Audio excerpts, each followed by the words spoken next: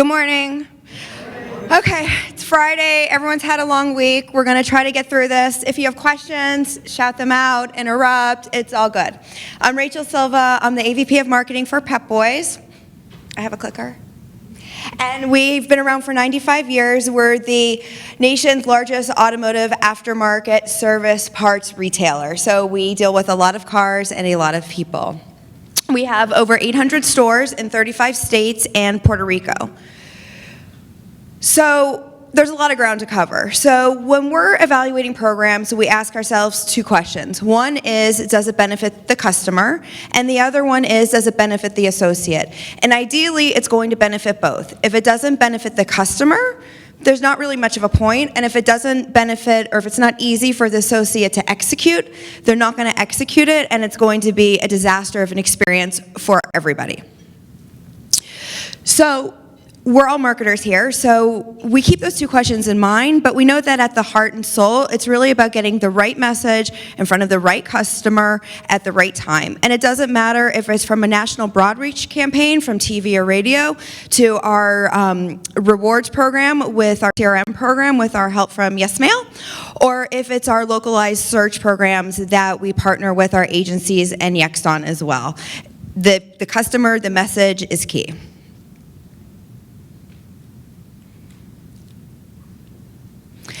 So we're all seeing the same thing. Last year was really the year that mobile intersected with desktop. So you need to rethink things because people are shopping in multiple different ways. 4 out of 5 searches have a local intent, but what we see, and we see this because people need to bring their cars in, but it's also really the brick and mortar model where you have strong online sales, but your online also drives your offline. So 93% of our sales still occur in store, so we really have a broad array of marketing that we need to cover from beginning to end. So we're not going to go through all the bullets, but they're there and all the information's there if you want to download it and take it away. So social's been one of the ways that we're really able to connect with our customers in a real time in a localized manner. We started our social programs years ago, and this year we've really, over the years, we focused on really expanding the content and that relationship with the consumer. And this year we've really focused in on Instagram, which we'll talk a little bit about in more detail. So one of our problems, because we are in 35 states and Puerto Rico, is localization at scale. So we act, is this on? Okay. So we act as a national retailer because we're staffed that way. Everything comes out of the corporate headquarters. We gain a lot of efficiencies by having national programs, national broad reach programs. But when people want to get their car fixed, all the research says is that they go to their guy or their store. So how do we create that feel, that experience, and really drive people into store while they still have that localized, their mechanic feel?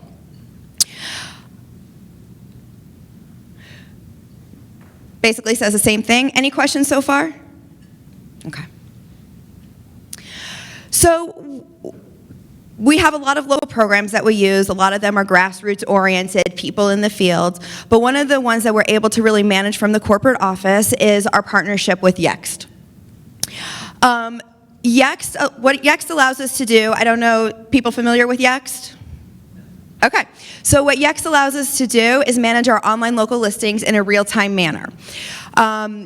We can go in and we can post different information on our different local pages, whether it's store hours or the services that they offer. And we can also really talk about content and promotional information. So you can take that and you can apply it on a DMA level, you can apply it on a store level. So if we have one store, or let's take a DMA, here in Phoenix, we can always be talking about or have promotions for AC services. In the Northeast, we're talking about tires right now with all of the weather. And what Yext really allows us to do is their platform, you log in and it's super easy. If I can do it, anybody can do it. And you update your local information, you submit it, and they push it to all of the different directories and vendors that they work with. Here's some of them. So they push it. We used to be on a platform where we would have to wait for the crawlers to come crawl it, but we just push it out to the directories and it's updated in a matter of minutes. And one important directory that's important to mention, and again, there's hundreds of them, is their partnership with Facebook, because Facebook can be really cumbersome for us to manage our online local listings, or anybody, unless you're spending a lot of money, and I see you nodding your head over there. So it can be a little bit challenging. So their partnership with Facebook has really allowed us to manage our online local listings there in a much more effective manner. And again, you can update anything in real time. We'll talk about the SERP pages for a minute, because this is really important as well.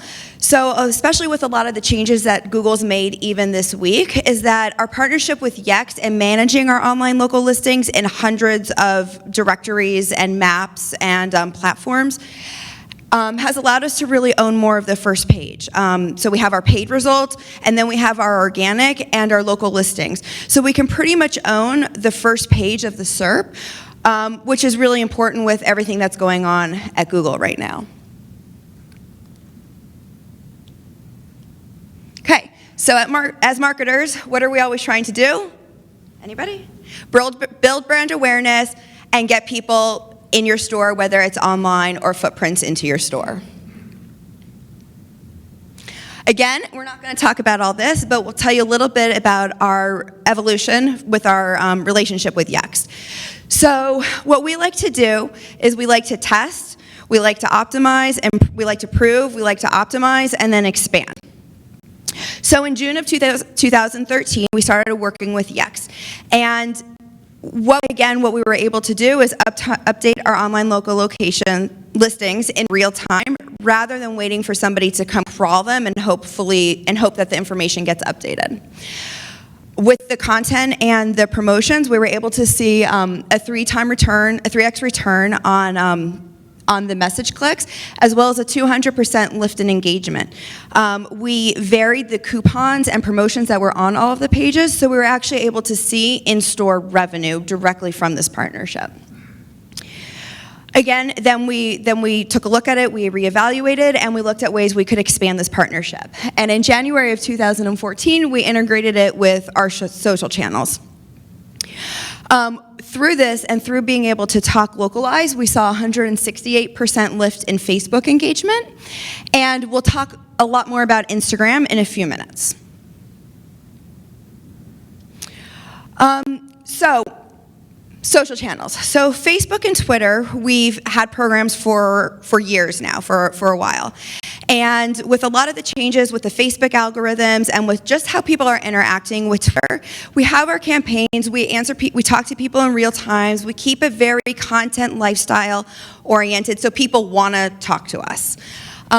We weren't on Instagram, 2 years ago. But Instagram is one of those channels that really allows us to interact with our consumers in a very visual, engaging manner. Really, that user-generated content back and forth, and it's growing, and there's a lot more ways to really interact with people in a localized, real-time manner. So now we're going to talk about Instagram in more detail, as well as our partnership with Yext and how we were able to tie this all together. Okay. So again, their interface, super easy to use.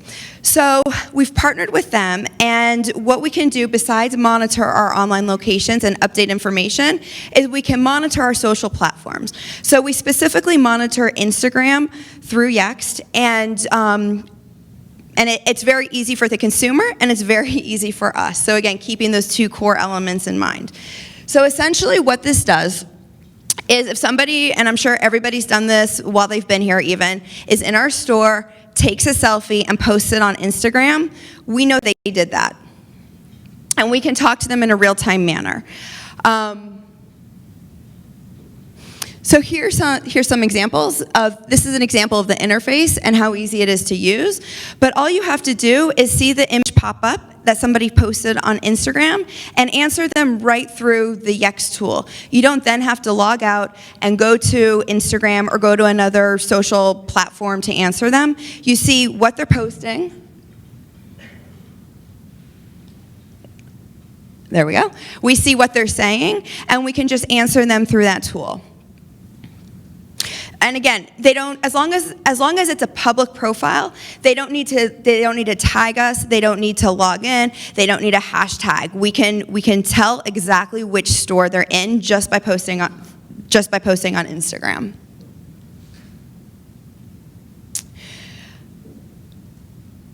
Okay. So what do we do with this? We try to help our consumers, and we talk to our employees.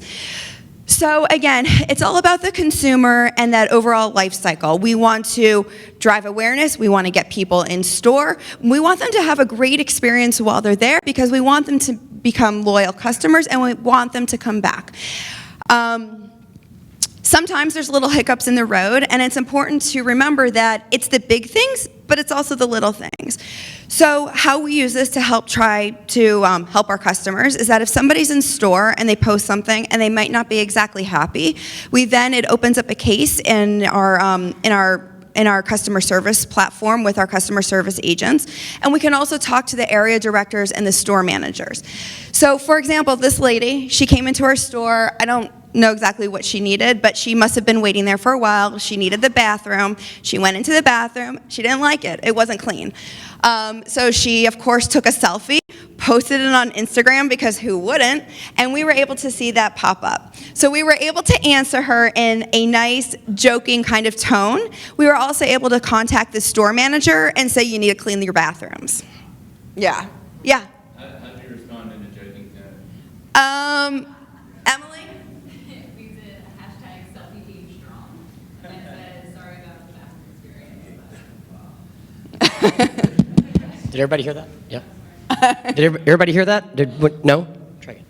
She said, just taking a selfie in the bathroom, so we said hashtag selfie game strong, but we'll get somebody in to clean those bathrooms up for you.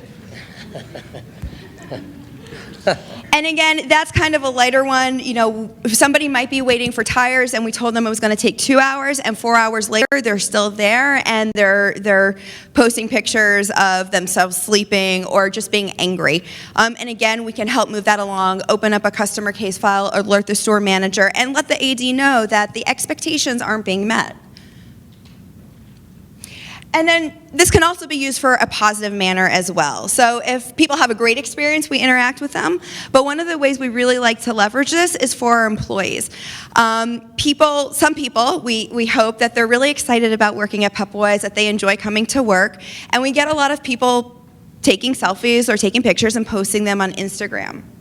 Again, because we're able to know the store, we're able to respond to them. And we can really make them feel that they're an important part of the family, not just another employee coming to work for the day. So we have a lot of people, they get really excited on their first day. So when it's their first day, they'll selfie and say, first day, excited to be starting, and we follow up with a welcome to the family, we're happy to have you. We open at 7 or 8 some mornings, so there's beautiful sunrises, sunsets, and here again, we have Emily over there, and as we're preparing for this, sitting in my office trying to prep, and took a picture, posted it on Instagram. It comes through that it's at the corporate office. She didn't respond to herself, but that's how easy it is. Again, not going to really bore everybody with all of the information on there, but because Instagram's been a huge focus for us this year, we've seen huge growth in it. Again, kind of writing down your goals and then achieving them. So we've seen a 94% increase in Instagram posts this year, and on average, we have about 120 new followers per month. Through the partnership with Yext, what we've been able to do is we've tracked 700,000 posts on Instagram and 700,000 pictures and posts on Instagram. So that means that there's an additional 700,000 customers that we can interact with on a one-to-one basis in a localized manner. So that's really important and exciting to us. Here's some of the awards they were talking about. It's really exciting. We just won Retail Touchpoints Customer Engagement Award, and we took home the gold in social media. We were nominated for eTail. I was there 2 days ago for eTail Best in Class Social Award. We did not win, but it was just an honor to be nominated. Our friends at Domino's won, so if you need to order a pizza through Twitter, you just go ahead.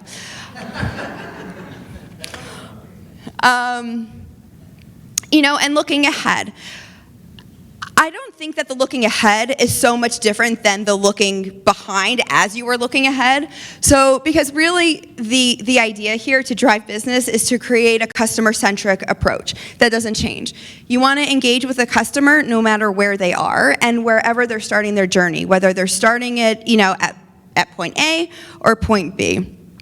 And you want to increase your loyalty and your lifetime value of a customer. It's really it's three simple strategies and three simple things to keep in mind. What has changed over the years and what will continue to change are the tactics that we use to get there. And again, I think you said it earlier, what you're doing now isn't going to work in a year or 3 years or 5 years.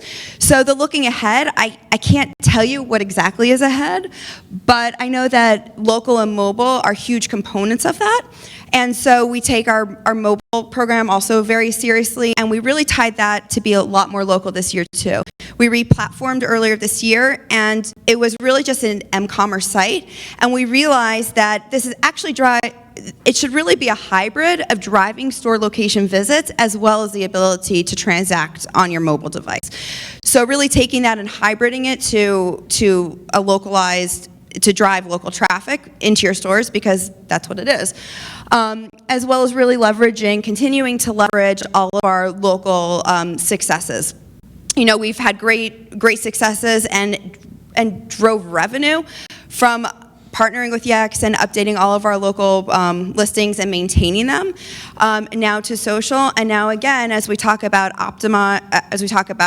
test, optimize, and expand, seeing where do we expand next on this, how do we grow it, and how do we continue to drive that customer engagement, loyalty, revenue, and loyalty. And that's all I got this morning. Any questions?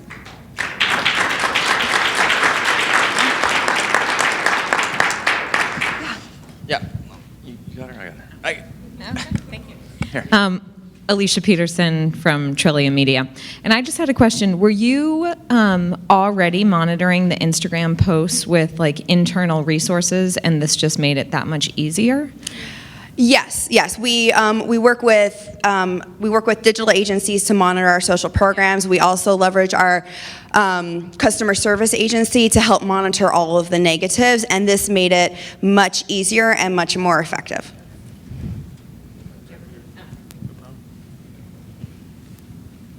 Go on at the back.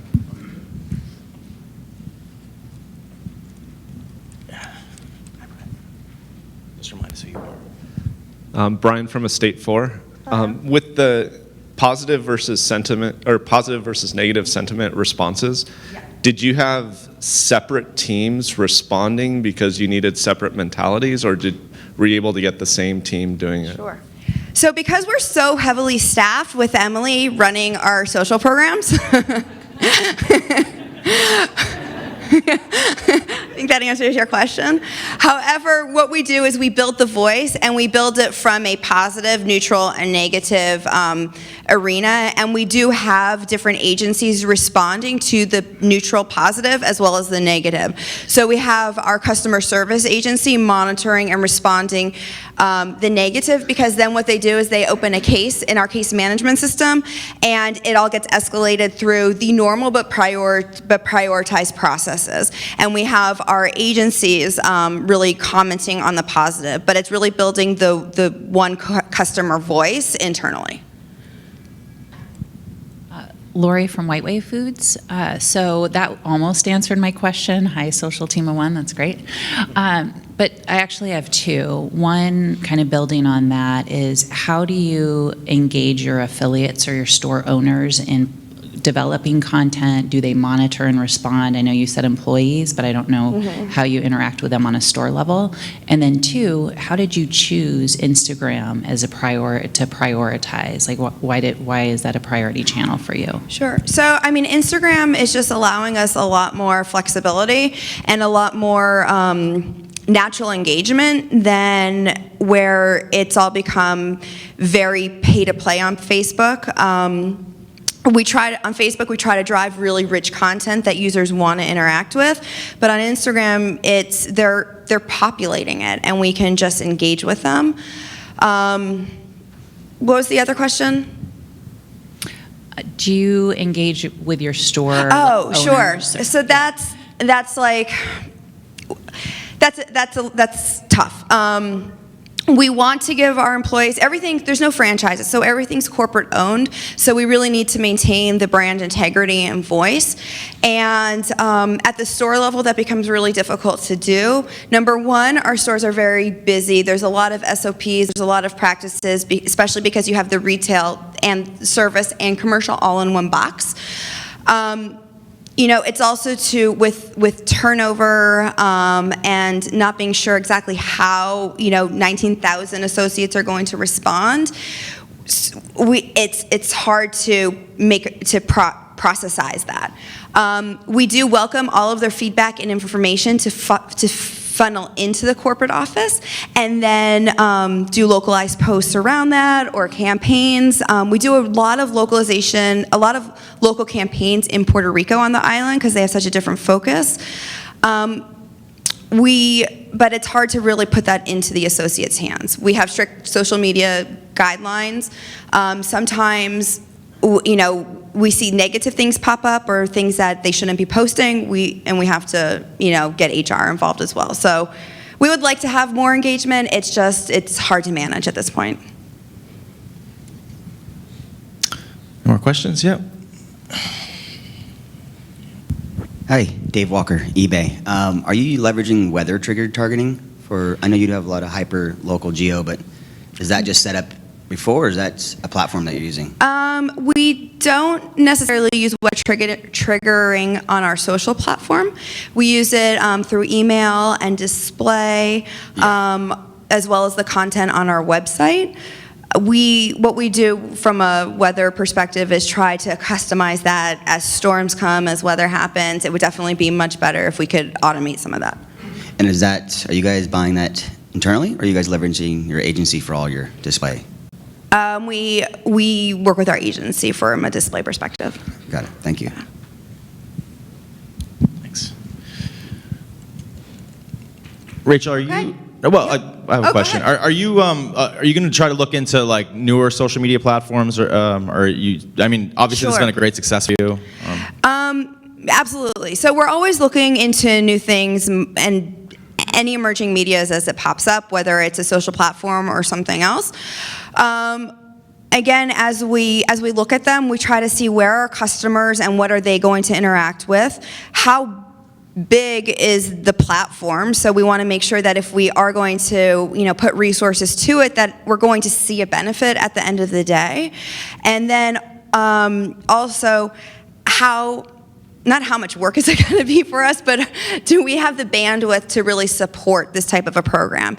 And one of the reasons why we weren't on Instagram from a corporate perspective and didn't really have a big Pinterest presence, a couple years ago, is that it really relied on very high-end graphics, and we didn't have that.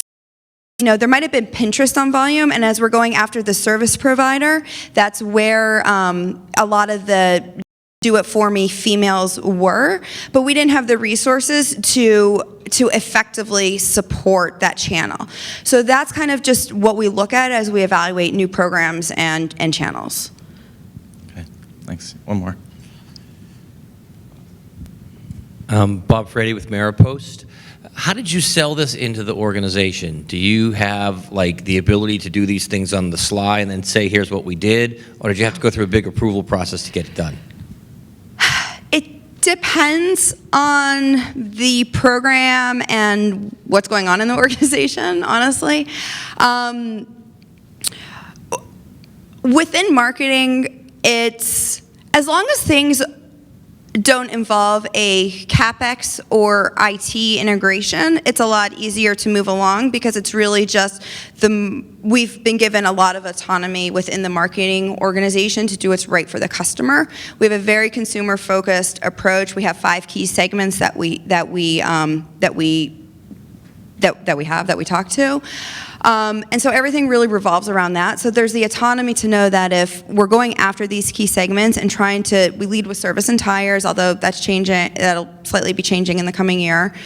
How do we reach these people? And as long as we're showing as long as we're showing KPIs and results and revenue, that's going to keep the programs going, and that's the ammo that we can use to expand them, which is why we kind of start small, test, optimize, and expand, and that's how we enter a lot of programs.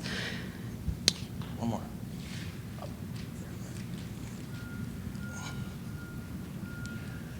Another question. Dave Walker, eBay. We've met. Yeah. Just back to some of the automation. Are you guys leveraging? I mean, you say your KPIs are critical, but 93% of your people are actually going in store. So are you measuring like store visitor rate, or what is your? So that's another problem that we need to solve, is marrying the online to offline, and a lot of data points. We're definitely tracking all of the online traffic, and we're tracking it from a traditional KPI metrics, and we want to make sure that it's positive. What we do ultimately is really tie everything back to in-store sales, comps, revenue. We see a lot of directional improvements. So we know that when we spend more on tires from a search and a display perspective, we see tire volumes in store go up, although we're missing that tie-in piece. We're looking at a number of providers and solutions to try to do that. And that, over here, going back to your question, that's harder to sell through because that's a big investment without showing the return. So it's definitely a problem that we need to solve. So we use the online traditional KPIs that everybody's probably using, and then try to tie back a lot of directional information. We do, however, as we're talking about, as mobile becomes a bigger part of everything, we do get directional information from our search campaigns from Google about, who's searching and then using their device and they go in store, and we know that percentage. We know their, the attribution that they're telling us, even if you give or take a percentage, it's still strong. We work with, we have a big circular program as well, so we work with Flip, who used to be with Shabi, from an online circular perspective, and we can actually track from their native, and again, it's just their native app, but it's just taking some of the directional reads, somebody who's viewed a circular and then gone in store. So, what are the bits and pieces we can use to be as directional and make the best decisions that we can? All right. Well, Rachel, thank you very much. It was great. Thanks.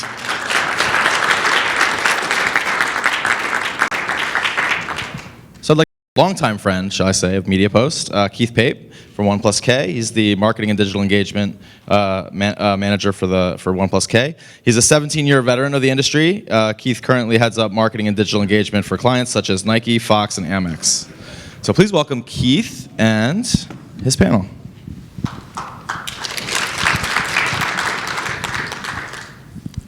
Oh, Jose, can you see? Oh, Microphone check 1 2 1 2. Good morning, sir. Check. Hey, good morning, everybody. Ooh, Keith, sorry to interrupt you. We may need to reorder you into alphabetical order. Sorry, should we do that? Go ahead, real quick, so everyone knows who's talking. Why are you always causing this trouble? Always. Jose Woodland. Okay. Oh. There we go. And Literally reshuffling the deck chairs. All right. Little Chinese fire drill? Yep. Exactly. Awesome. Something I said? I took a shower this morning. Do a buffer. I was going to do a buffer. But Nice to see you, Keith. We have an open chair if anybody wants to join the panel. Anybody else? Happy Friday. Good morning, everybody. So what we're going to talk about today is the dynamic duo of mobile and email. I don't know if you're Batman fans, but we're definitely going to try to figure that out. If we can get the spotlight to come up to call us in to rescue, we'll be ready. I've been lucky enough to have a really great group today. Unfortunately, we had one person fall out at the last second, but that's okay because I can talk enough for all of us. Not a problem. I'm not worried about any of you being hungover like a lot of places that we go to because the bar shuts down at 9 p.m. at this location. Even across the street, it closes down. So it's like now we're all wide-eyed, bushy-tailed, lots of coffee. Really excited for today. What we're going to do is we're going to talk a little bit about, what really is making email and mobile this really 1-2 punch. And I think the good news is that mobile means so much today. We're looking at, what's kind of on their horizons, what's really in the sweet spot today. And our favorite thing, of course, are the disaster stories that we all have. And like good marketers, we will remove all PII from the horror stories. Since streaming is going on, when you know that you're all tweeting, we don't want to go and embarrass anybody, but we do want to call you out and you know who you are. So we start off, Jose, why don't you kick us off? Tell me a little bit about what you're doing, what's going on at Merkle, kind of how does mobile and email fall into your world, and let's get going. Sure. So my name is Jose Fabrian. I'm responsible for email and mobile messaging at Merkle. And what that really means is making sure that when we build databases, when we activate, when we capture first-party data, on people's websites and elsewhere, that we're leveraging it to its fullest. In my case, in particular, in email and SMS. Awesome. Melinda Krieger from Salesforce, still. What my Not gonna group let that does, go, are you? You're just going to keep on. I'm part of the Global Strategic Services Group, and we provide agency-like consulting services to our largest clients that pay for our services. So we're not sales at all. We're just trying to help people with their marketing challenges. Justin Orgel from Experian, and my group does the same exact thing as her group. So we are a strategy layer. We're a strategy agency. If you guys aren't familiar with Experian, we have the credit score business. So we have some folks over there from that. If you guys need some credit score questions, talk to them. And then we're on the data side. So anything you can think of related to data quality, linkage, targeting, as well as the interactions or the executions of the messages for mobile and email. I also understand that you're an Airbnb expert. I do Airbnb very frequently. I'm a sharing economy enthusiast. All right, so let's get started. Let's talk a little bit about success stories first. Tell me something, Jose, if you want to get us started. What have you seen? And I think really the holidays are probably the closest thing in all of our memories as you guys come out of the holidays. What really worked for some of the clients? What part of mobile did they really execute on? Bring it in with email that you really think shows kind of where is the mature, really place that people have to be right now for success? Sure, specifically in retail. So Merkle did a study in 2014 about retail trends and things like that. And what it showed was, in terms of preference for channels, there was a channel preference that was divided by age. So basically across the board, people like to be communicated to via email. But second, for kind of the younger generation, second is SMS. And then it kind of tears down with age. Those damn kids. Yeah, well, so that was interesting, that it's very, very much structured by age. So, okay, good. Then you have real deal stuff going on in terms of SMS. And so what we see is that some of our customers are making, I won't use real numbers, but huge amounts of money, tens of millions of dollars via their SMS programs. And that's an eye-opening thing. But I think there are some big differences. Yes, historically you'd use SMS for things that are very short-term and near-term, like get it now because you get kind of sub 24-hour stuff. I think that's loosening a little bit in some retail applications. But what's really going on is that, I think there was in 2013 with the TCPA and what happened when making people kind of get off of SMS. I think there's been a resurgence specifically on SMS.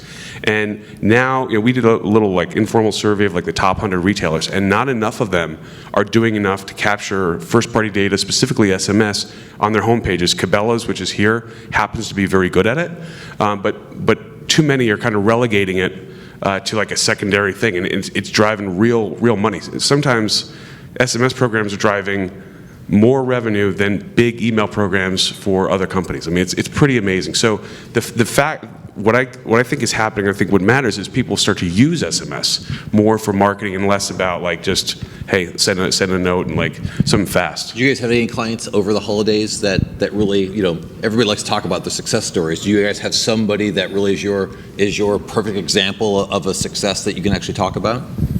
No. I do. Disasters they can't talk about. Success they always want to talk about. No, I mean, what it is what we're seeing in the marketplace is really just driving a lot more revenue than was ever thought. You're not giving me a name. No, You're not going to tell the glory. All right, I've Melinda. got some specifics. All right, excellent. Give us the dirt. Well, first I wanted to talk about something general that some retailers are finding, because every time I find somebody that addresses this issue, I write it down, and I've collected some at conferences and some in white papers and so on. But anyway, what the big retailers are seeing is that people that engage online, in-store, and via mobile, and mobile being that critical third piece, are 3 times, 4 times, 5 times. Macy's said, I think 6 or 8 times. I have the slide. You can get it from me later. But significantly driving more revenue, 3 to 6 times. And so part of that, I think, sounds like a self-fulfilling prophecy. Of course, those are your best customers. They're going to engage with you on more channels. But I think it also really speaks to the need to make sure that those channels are all working together and all working well. But I have some really great stats, and if you promise you won't tweet this, because I could really get in trouble. Not from the holiday, but in January, which, as we know, is the retail dead zone, we finally got data from a large client of what the online code redemption was from something that was sent via SMS. So the first time we were able to get this data in a year and a half, and so we calculated it back, and these were just people that redeemed the online code, not anybody that was shopping in store, which we know, from email, the sort of rule of thumb is for every $1 they're spending online, inspired by email, it's about $10 in store. With mobile, it's especially hard to track in store because, as they say, you go to the checkout and you try and show them their phone, they're just like, yeah, whatever, and they hit the 20% off button. So you lose that information. Anyway, long lead up. So we were able to calculate that for every message that we sent in January, they made 53 cents in revenue. And when we looked at that, of all the messages that we had sent over the year, and again, using January's figures, we figured that was $35 million since the start of the program. So that's not bad. Yeah, absolutely. Now, did they use really a... Don't repeat that, don't tweet that. Not the 35, not the 53. I'll be in trouble. They'll know it was me. Did anybody, were they combining their email and SMS program together? Were they doing lookalikes against them? Did they find any multipliers by really working them together? They haven't looked at the multiplier between them. I'm trying to get them to do it, but I know you've got a great story about that. Yeah, so we recently just released a holiday retail study, which we do annually. You guys can check it out on the Experian Marketing Forward blog. Just a few stats from that I think are good takeaways. We looked at clients who had dual subscribers, so subscribers in email and SMS, and dual subscribers were almost 4 times more likely to transact than just single channel subscribers. So I think that's helped us make a case to some clients who've been on the edge about, is SMS really valuable? Is it just this annoying thing? It is annoying, obviously, but we're checking our phones 150 times a day because we're all psychotic. So I don't think it's that crazy to think that it wouldn't work. A couple other stats that I think were good from that study. So and this is retail specifically, which we're talking about, but about 92% of all email campaigns during holiday had some sort of offer, and about 88% of SMS campaigns had an offer. 34% of those had the same exact offer in both channels sent at the same exact time. So the coordination, I think, is interesting to point out, and we've been trying to tell clients, to do more segmentation, to look at things like if you have an inactive email subscriber, maybe and an active SMS subscriber, maybe shoot them an SMS. I know reactivation or remarketing has worked really well for me for mobile apps. So just getting, opting into push notification and things like that. As far as a client that's I think done really well that I like to work with on our side is American Eagle Outfitters. They do some really cool things. I don't know if you guys are familiar with them. They're kind of like a teen retailer. And so what they've done really nicely is they incorporate SMS and app. And so we've done some cool things from an SMS perspective. For example, we've piloted a new program with them called Try, Reserve, and Buy. So this is, again, becoming more popular for retailers to drive people into the store. So once you fill that out online, you start getting an SMS communication. They ask you to opt in, and it'll tell you, if, for example, that product is not available at the store, here are the other stores that you could get it from. So there's some cool things there for drive to store. Another thing they do nicely using SMS is if you've hit a threshold for their loyalty program, they'll send a quick SMS link that will allow you to get a coupon to redeem that coupon. Again, another drive to store. And they also do something which is pretty simple that a lot of retailers are starting to do now, if they have dual subscribers, is to send an SMS with a link to download their app. Maybe they have a new update to the app, maybe the person hasn't downloaded the app. So a lot of interaction between the email, SMS, drive to store, and app, I think, is kind of what we're seeing. Do you think it really comes down to kind of really just marketing 101, that multiple touch points, multiple impressions from different places in kind of a coordinated manner just help capture that attention because our ADD is so bad because we're doing so many things? I mean, I think it's about customer choice is finally being respected. So, if I want to engage in the app or SMS or email or all of them, I can. But I think as we look to marketers that are doing it well, I think, incorporating more predictive components and using those data trails to come up with good customer experiences is definitely the direction that, we're hoping to drive people. So not so much the deluge them with multiple impressions at the same time, but really try to learn from the data and see which ones they prefer and try to mix the ratios so that way it's multiple channels, but it's also with kind of a forward-leaning preference because you're really listening to how they react. Yeah, I think it's the implicit and explicit, like mixing those together. Well, and then, I mean, just in that kind of mixture, everybody's kind of dealing with huge inactive audiences in email, right? And so how do you kind of move along and connect with people in ways that they want to, right? And so SMS plays that role. If people sign up for that, that's great. I mean, I think there are when you look at the list level, there are dual subscribers, but then you got to also look at dual activity. Like knowing that somebody's active in those two is actually more important, because the fact that they're on your email list, while it's valuable as an asset for addressable marketing, doesn't mean you can get in front of them, Right. We've also had some great successes with social for reactivation. A lot of retailers, they're sending once and twice a day. They've really saturated the market, and their campaigns are making them millions and billions of dollars, but they're still flatlined in terms of response. And we've had some great ability to reactivate people at a lower cost per impression on Facebook. So taking the email list, putting it into Facebook, using it for lookalikes, using it for, like I said, reactivating dormant subscribers. So it seems like that was really kind of the hot point, a year ago, 18 months ago, where it seems like there's a consistent message about SMS being that other side of it now. And it seems like that really comes down to that personalization. It's more of a one-to-one conversation. Well, it's immediate. I mean, like you get the impression it's a fact. They're either in or they're out, and so. But it feels very direct one-on-one, where putting out one message into social, putting out a mobile banner is the opposite of personal. It's very one message for everybody. Even though SMS is probably a single message going to everybody, it has that feeling of it came to me. Yeah, absolutely. And then then you tie it in with some of the personalization on site. When they click, you can actually pull through the offers and stuff like that. And you get a little bit more sophisticated around how you do the decision optimization on your site to coordinate with who that person is and where they came from, if it's via SMS, and obviously the mobile experience coming from a phone. What do you guys see coming up kind of next? Is SMS still getting there as the kind of the 1-2 to email, or do you think it's at a mature state, and do you guys see something else kind of replacing SMS as kind of the next really authentic way to have that complement to the email? I think it's really far from mature. I'm astonished at how immature it is, how few people are using it, and how few people are really using it well. There's not any personalization happening.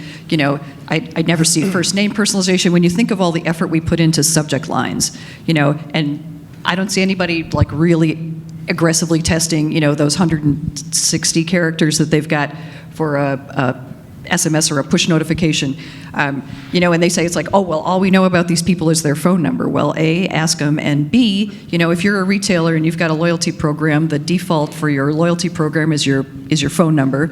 Not all of those will match, but some of them will. If you have a credit card, you've got a phone number. Again, not all of those will match, and some of those will. But if you know their credit card, if you can match them with the credit card data, if you can match them with their loyalty data, you know everything you need to know about them to personalize those messages. And I see almost nobody really digging in and personalizing messages. It's so funny because SMS is probably one of our oldest mobile channels. It was around 10 years ago, and like you said, it kind of went away. One of the things I see coming up next as I'm starting to see the platforms develop is in a mobile application development. Justin, you mentioned that really quickly, and we're finding more and more advanced tools to really personalize the messages and the triggers and the styles of push notifications. And we're getting to the point now where we're mixing our platforms together so that we'll take the email campaign that's going out and we'll also customize the push notification triggers that are going out to try to go and get that re-engagement on the application to bring them through that way. And it really feels like that's a real possibility as people complain about the number of applications that loaded and then don't get used, and trying to re-engage people, bring them down, kind of that own channel funnel. Right. And push is awesome for certain industries, retail maybe not, but the things like for one hotelier last year, whatever, we drove. There's an I in there. I'm not sure what it's for. We drove over 2 million app downloads, and that creates an addressable market, right? Whereas for a lot of companies, they build apps and then the reviews aren't good enough and nobody uses them, and so it becomes more of a dead channel. Also in push, we were talking about this, we were playing golf yesterday. One of the challenges we see in push is people making a good business case around using it for marketing. Some companies use it just purely as an alert system, and they ascribe no value to it. So kind of investing heavily in it becomes more difficult. I think retailers actually lead that in terms of ascribing value because they have the last click. I think the complexity, I think that the platforms are getting more complex in a good way, that they're capable of doing more things in a more dynamic method. Yeah, Justin, you had something? Yeah, the email is becoming so saturated, and we saw just in the holiday season, volume went up, close to 25%. So it's getting out of control. And so, as far as an attention perspective, SMS definitely provides that diversion because we're holding our phones and we're active, we're never offline, so to speak. But it's again, I think from when you talk about what's next, one is for retailers, I think the utility of transactional SMS, which they haven't really hit that threshold yet, and no one's really doing it really well, and the adoption isn't there. So I think that's like step one from a customer experience perspective, to be able to provide transactional SMS, which a lot of people aren't doing. And then the other is just the coordination between those apps, and if a lot of them are dead, and people kind of give up on them, and it's interesting to see. So where that actually nets out, but it's definitely the coordination between the SMS, the app, the email, and knowing from a predictive perspective, using all that data to come up with what that mix is. Yeah, absolutely. A good friend of mine worked on the Cartwheel program at Target, and I think they're doing a fantastic job. I mean, when you talk about multi-channel and cross-channel, the way you were just talking about, they can be a struggle for retailers with dedicated apps. They've managed to build a dedicated app in Cartwheel. They have an advanced SMS program. They have a really strong email CRM program, and they really kind of work that mix really well. I think they're a real standard in retail right now for cross-channel. Yeah, that's a great point. 90% of retail is still happening in the stores. So I think when we try and use any kind of mobile messaging to drive people online, it's just like, well, now we're just getting a smaller piece of that 10% pie. So I think the real opportunity is to use it in store for what I call text to get. You're in the store, I forgot my coupon at home, and you have an announcement on the overhead, or you have signage or whatever that says, text coupon to 12345 to get $10 off today on your purchase. And that really, I think I heard that Kmart is actually bringing back the blue light special, which we all grew up with. But the new specials are texting, SMS, they're mobile engagements on the call out, and so they're driving people who are in store to their phones to do something to get a special. and it's a very low commitment activity. So the great thing is that then you can follow that up by saying, hey, would you like to get our offers on a regular basis, and drive that subscription level thing there. But I think the real opportunity is to drive that low commitment experience in store. Anybody doing anything starting from their email program and driving to the other kind of mobile opportunities? Anybody driving to geofencing, to beacons, to any of the newer technologies? Do you see any of that starting to be at least kind of an R&D kind of budgeting? Yeah, one of our clients, Neiman Marcus, we did some testing with them in a couple different stores. So it hasn't rolled out everywhere, but I think there was a mix. Customers are still, they're not used to it completely, so getting those notifications can be annoying. That was some of the feedback we got.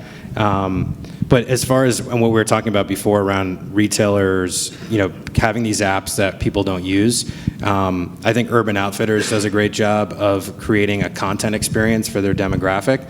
So their app the activity in the app allows you to unlock different components like, access to music, access to specials, things in store, events, things like that. So, as far as much as a retailer can become a utility, I mean, Target is selling products that are utility products, but sure. I think from a more of a branding content perspective, Urban's doing a nice job. Also respecting the customer choice by allowing offers to be used in different channels and not driving them to one place or another. I think those guys really have a challenge for them because it's a niche kind of shop. It's usually in line at the malls and that kind of thing. Like I said, where a Target, a Walmart, a Kohl's, it's large footprint. They offer there's a lot of reasons to go there on a regular basis. So I think the kind of commitment from an Urban Outfitters or an American Eagle and those kind of guys to find ways to really keep them top of mind, other than just it being a fashion trend, really is, it's the key to them differentiating themselves from every other, fashion-oriented brand who has to somehow, pay those really heavy retail costs. So let's move on to disasters.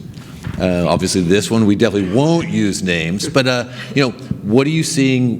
Where did it go wrong? Where somebody they thought they were going to go and do something cross-channel. They made that commitment, and either they completely then reverted back to a single channel and lost an opportunity, or they said they wanted something. The brief was creative, and then it ended up being just straight on the nose. What's going on now that we can learn from that you guys have seen in the last couple of months? We don't learn from successes, we learn from disasters. Let's get dirty. Well, one very simple thing that I've seen lots of people do wrong is time of day. So with push, it's easy. You can turn off the notifications so that they don't make a sound. But what's the stat? 64% of people, 87, whatever, sleep with their phones. So if your phone is on and you get that message early in the morning, it's really annoying. And for one of my retailers, we track on a regular basis when we sent the message out and how many opt-outs happened until the next message. So any opt-outs that happened from that message till the next one,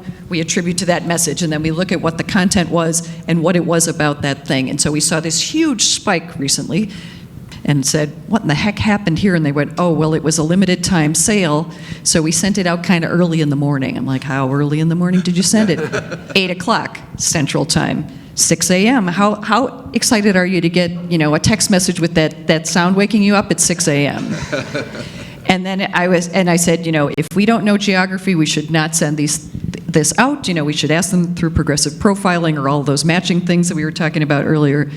But then I was at the San Francisco, the Mobile Growth Summit, and in San Francisco, 4 a.m. from Verizon, incidentally, got a notification that I was sort of at my data limit, and I thought, I'm not sure that you should ever send early in the morning or late at night, because you never know when people are traveling. You just don't know. And with app downloads, it's especially bad because they're, well, I think for anybody it's bad. You get that from a retailer. You're angry at that brand. You're not angry at this SMS program, and with your app, then you've downloaded that app and you've squandered that chance to interact with them. Oh yeah, that's usually when you get that rage quit kind of feeling, and you immediately go to your notification area and you're like off, and now all of a sudden that Brian just lost you, forever. It's really hard. Once somebody turns notifications off, it's really difficult to get that back ever. Yeah, they're gone. Anybody else from disasters? Come on, Jose, you got some disasters for us. Merkel's got some fantastic clients, but in my mind, I'm going through so many, which is the problem. Come on, no PII.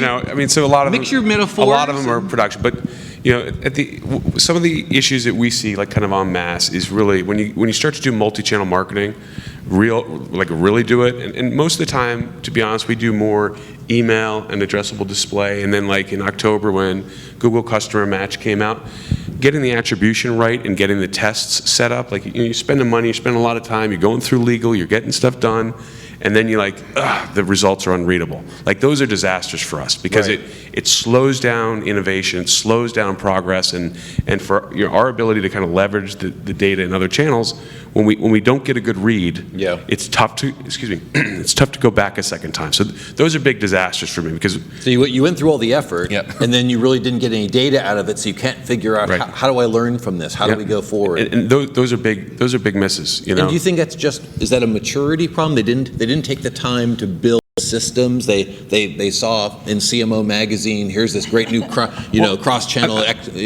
campaign that went great. They're like, we got to do that tomorrow. No, I mean, so I mean, look, there's test design, and then depending on who you're working with, certain data get back. But people need to invest enough in actually looking at the data and pulling it out and spending it. And sometimes, when you do some of these tests and these, it always drives me nuts that somebody will spend $2 million on a direct mail drop and not $100,000 on a test in digital. It's nuts. But they won't spend enough money basically to get the good setups, and those are disheartening. They just want to do it. The problem was that there wasn't any data. The problem was that they didn't scope out a large enough data set, in the campaign to go and develop a trend to go and kind of prove it. In the forward. case of addressable display, you have your matching, and the matching is not 100%. Okay. So in your selected audience, it drops down to, let's say, 60%, depending on who you're matching with, and then it's who did they reach, so you get reads on that, and so your attribution, you have to spend a little time in doing a real attribution model, understand what the true lift was, because if you looked at it in the original segment, it doesn't apply because 40% of those people dropped off. You kind of, and you don't know which one, so you really have to isolate what the true lift is in these multi-channel things. In retail, it's a lot easier because of the last click attribution in terms of SMS and email. But when you start to get kind of a little bit broader, it gets a little bit more difficult, and you need to spend time in terms of setting up tests and looking at the results. So if I'm that young brand manager, and I realize that my email numbers are going down individually, and I've tested some single channel things, and they're doing okay, and I'm reading about cross channel, and I'm like, I know I need to put this together. How do I avoid this exact same thing? If I've never done it before, how do I build that model to make sure that when I go to, I'm going to my boss and I'm saying, here's how much money I need for this test, and like you said, most of them are going to say $1 million. Absolutely not. This is unproven. How do I show the math that, or how do I figure it out and then show the math to go, boss, this is the size we need, so that way I get a significant data set, and that way we can really do something moving forward because I want to meet my goals for the end of the year. Yeah, I actually have a presentation on this, but it was not a setup, but there's a whole attribution model around how you link email and in this case Facebook custom audiences, and how you do the math and how you properly attribute that. And so it's a fairly straightforward business case. You take some assumptions and you go after it. Now, going into Facebook, And you'll share that deck with everybody who needs it? Sorry, I will. If anybody needs it, I will show it to you. Yeah, Jose, I'll give you that. But it was not. We're just trying to set you up. No, I don't want that. Thank you. But I know I lost my train of thought in terms of that. I'm sorry. It's over. No. Drop the mic. No.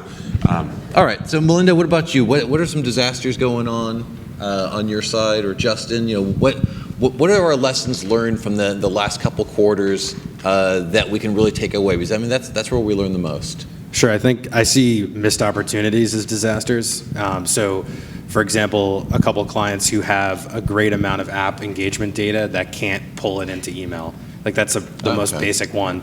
And there's so many opportunities for triggered campaigns in email that we know would drive revenue or drive engagement, and it's just they're not able to do it. And it's a lot of times there'll be like a big brand that may work with some small kind of sexy agency that maybe doesn't get things done the same way. And so all the data is not coordinated, and it really just comes down to the actual tactical exchange of data across platforms, and that's a huge missed opportunity. So, you think is it a planning issue? Is it come down to different departments are being incentivized different ways, or there's the small agency is scared that if they work with other groups they could lose the business? I think it's just a big company thing where you have people working on different things and not necessarily coordinating everything. They're not under the big green roof. Well, also for some retailers, it's just a very frantic environment.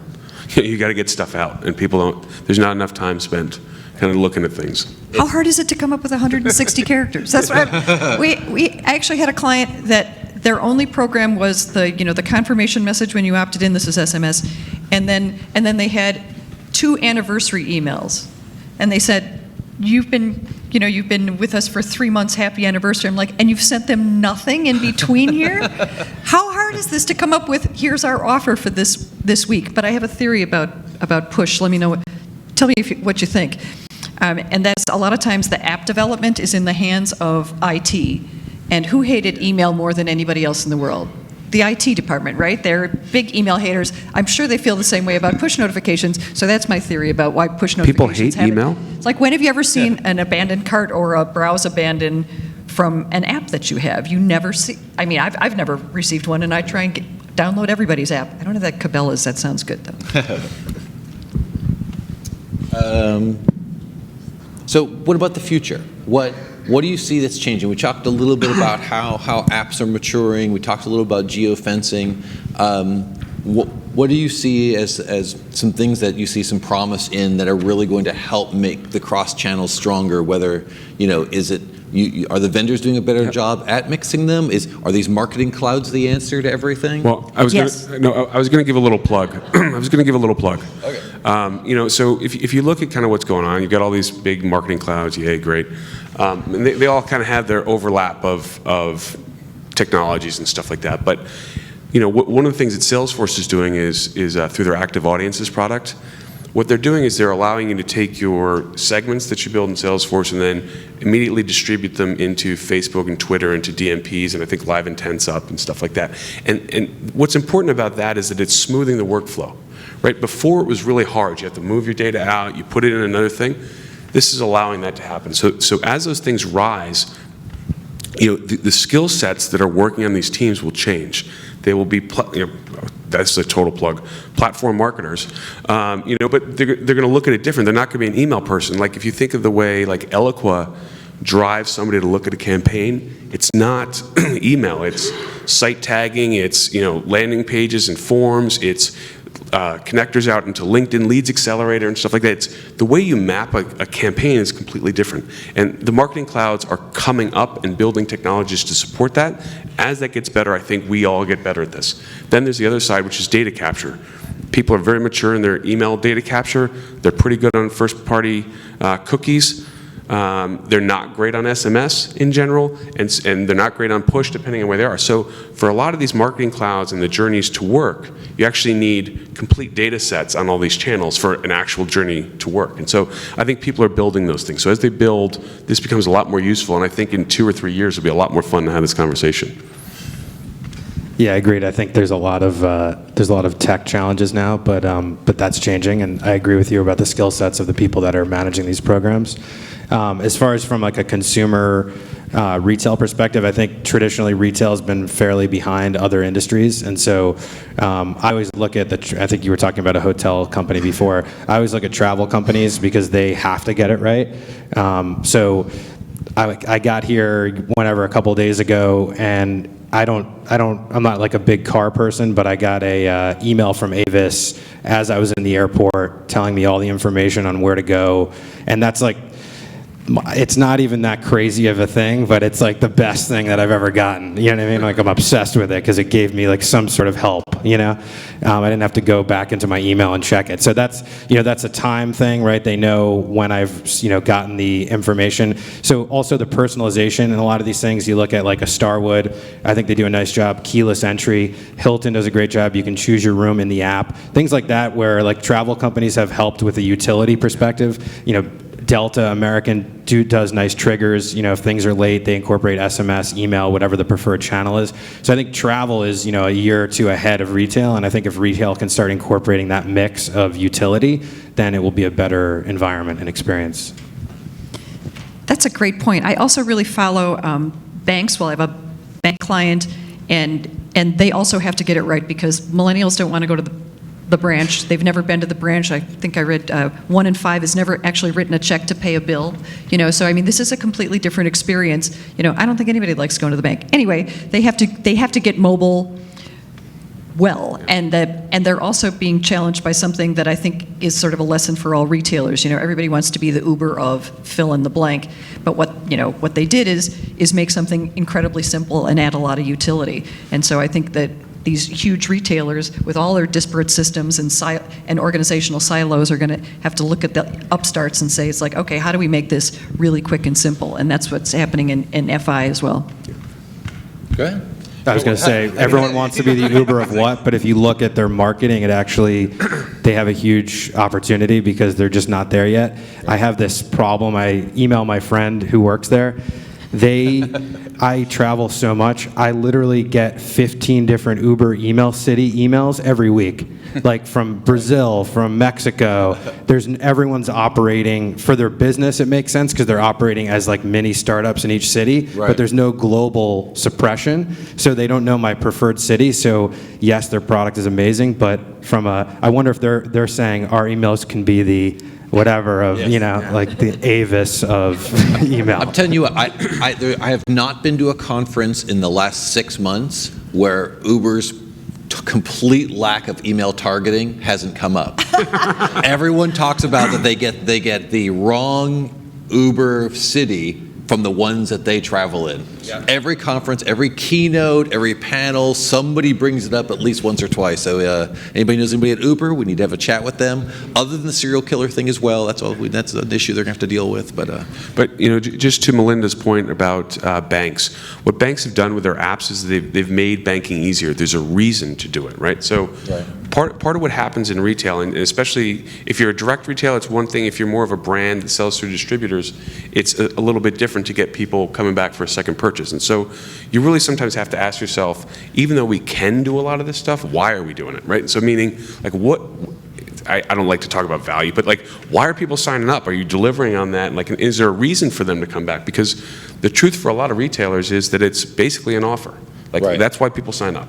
And so, like, are you adding? Is there something of value there? Because they're gonna self-select when they want that, And so I think banks actually and travel companies actually have provided value, and that drives usage. Right now, I don't think that we've got a huge retail use case in a lot of those cases. There's going to have to be a lot of creativity and thinking about how can you continue to go and whether it's telling a story, a true story like we saw yesterday somewhat, or simply like you were talking about, understanding what their journey is and finding ways to go and engage with them so that way it feels at least useful to them. Yep. Should we open up for a couple questions? I think the panel's been really great about, we've covered a lot of different areas. Anybody have any questions for them on how they've done things, why? We have some great experience up here from a lot of different platforms. If you want to heckle them and make fun of them, I really encourage that as well. That's even more fun. Oh. Brian fighting with the ladies over there. Lori with White Wave Foods. Do you have any CPG examples? You mentioned retailers were really far behind on this. CPG, I would kind of argue that we might be a little farther back. So do you have any, like, what CPG companies are using SMS, or are they doing it well? Bertolli has an SMS program, and they're and an MMS program, and they, and it's just these fun sort of food-oriented things. I think we've done a lot of studies about what people really want from CPGs tends to be recipes. So what's that content? With Bertolli, you can text toast, and it occasionally sends you a toast, and then you can text in toast and get a toast for the moment. So just some little fun things there. I know. I've seen Kraft do the same thing. Kraft has not on SMS. Kraft has some really great push notifications on some of their apps. They invested a few years ago in several, I think, same things, recipe apps, things to help you, kind of your day-to-day, the mundane side of your life, and of course they mix into it, great recipes and things that work, of course, with their products, but also with others. And they've started really investing in the application apps and push notifications and trying to make that fun, and some of them have been mixed in with video and some different pieces, so yeah. I've seen them do a good job. I think longevity of some of those applications it might be an issue, but always, yeah, it's always a trick. But in terms of CPG, in the big CPG companies, part of what you see is that all the brands, there's no real center of excellence in some cases. They're not really sharing those data amongst themselves. So I think that that inhibits progress and innovation. Secondly, how they measure has become very difficult, right? It's just kind of unit sales and things like that. What we're starting to see now is more CPGs kind of buying into, hey, we have to be better digital marketers and how we do that and how we shift spend. Most CPG companies are very happy just spending pure digital, right? Sure. So now they're starting to say, okay, now I got to capture data. I want to understand, is my advertising having an impact on that? And so that we're starting to see that shift. I mean, amongst our client base and how that's going on and being a little bit more serious about how they do some of the multi-channel marketing.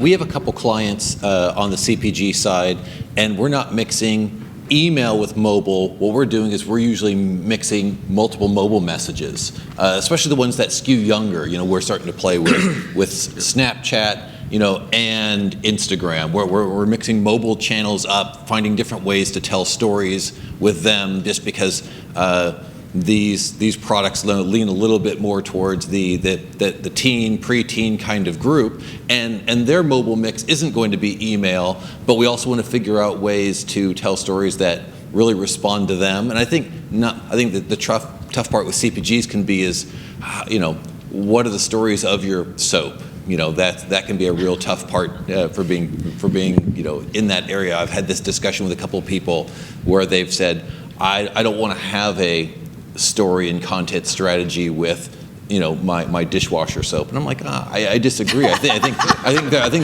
there is a point to that, because just getting coupons for something that you buy periodically can be tough.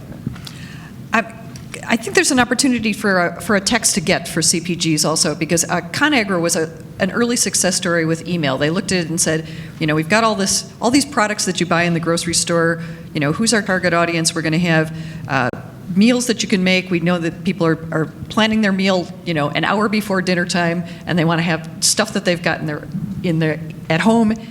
So 5 ingredients or less, we're going to send recipes. So they've got a whole program built around this. But it'd be great to be in the grocery store looking and saying, give me a recipe. Or I text in chicken, because I've got chicken. What can I do with chicken, and get some kind of a response? So I think there's a text to get opportunity there also. There you go. You guys mentioned how lousy retailers have kind of been at, especially the personalization piece. Are any sort of leading? I mean, I think someone mentioned Target at one point. Who else? What other brands are kind of out in front of it, to the extent that they can be? I mean, we talk future stuff, and I guess you could consider them retailer. Starbucks, obviously, with mobile payments and personalization and great segmentation in multiple channels. I think they're definitely a leader in that space. Yeah, and I think mainly it was around SMS. I mean, there are retailers that are doing very sophisticated personalization. There's a lot of stuff there's a lot of work that goes into what goes into emails specifically, that kind of gets glossed over, and it's not my policy to mention my clients' names, but there's a lot that goes into not just who gets a message, but what they get, where it's positioned, where it goes to, and that's become very sophisticated in retailers, because every incremental interaction means dollars. And that's what they're measured on. So I think retailers are actually are advanced in terms of the personalization. We just don't see it a lot because it's so natural. It's kind of like what's under the iceberg, I think Sephora also does a fabulous job. Their app is great. It's got their loyalty card. They were early adopters of putting things in Passbook, and that's what I want. I want to be able to just I don't want to have the coupons. I don't want to have the loyalty card, the plastic card. I want to be able to have everything on my phone. They've got a great social sharing opportunity in their app, and also the. Now I just completely lost my train of thought. This is what happens when you get old. But I think somebody help me. Sephora is awesome. Anything that you've ever bought at Sephora, here we go. Anything you've ever bought at Sephora, whether it was in-store, online, wherever, is in your phone. So when you go to the store, and the men won't be able to relate to this, but it's like, what was that color of eyeshadow that I really liked? It's got everything that you've ever purchased for them. So I think don't judge me in my eyeshadow. Hey, I love it. Don't blanket us out immediately. Urban Decay is my style. I'm a little bit edgier. I have a question. Yeah, any other questions? Shruti, did you have? Hi, this is Shruti. I work with Sapien Nitro. I know you brought up some of the banking challenges that you have within the. Firstly, they need to be very, very millennium focused and very easy to use. But what kind of challenges and approvals and processes that you've seen within the industry that's impacting? Because I work on a lot of like banking clients as well, so I just want to get a perspective on that front. I couldn't hear you just heard banking. Yeah. So. But yeah, I know. So what we have, as from Sapien Nitro, we work on various bank accounts, and what some of the challenges that at least I am facing on my accounts is that the approvals, the compliance, and all this kind of stuff. So how much have you seen the lead time in the planning process that goes through? And B, have you seen some really success rate of these SMS and specific email marketing that actually impacts performance?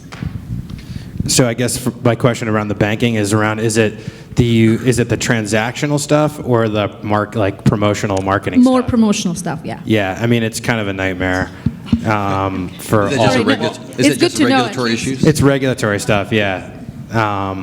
We work with a bunch of banks, and it's hard to be very creative, because there's just so much lead time and so much, process around legal and stuff, and so they would rather not be exciting for the most part, which is why I think, again, if you're, I don't really care what my bank says marketing-wise, you know what I mean? I just want to do the transactional stuff and be done with it. So I think that's why the utility stuff is their focus, and they do it well, but I don't know if you guys have other thoughts. Well, I've worked, on several of the largest banks in the U.S. and both on their prospect side, on the customer side. And yes, there's a longer lead time, but, working with their lawyers and things like that, you can usually get over the humps. The banks do some really sophisticated stuff in prospecting. We're not going to go into it, but very sophisticated, and they get through it, over time, because the value, especially on the credit card side, is so big. If you're kind of more of a retail bank, there are challenges in measurement, but it can create value in terms of retention, stickiness. If you get somebody to direct deposit or download an app, right, their longevity is a bigger deal. And so, in the banks, everything's about money. So you make those cases in money, not in legal. Sure. I have a question about some stats. So I saw something, you guys have dealt with a lot of volume, so looking to you to see if you think these stats are valid or not.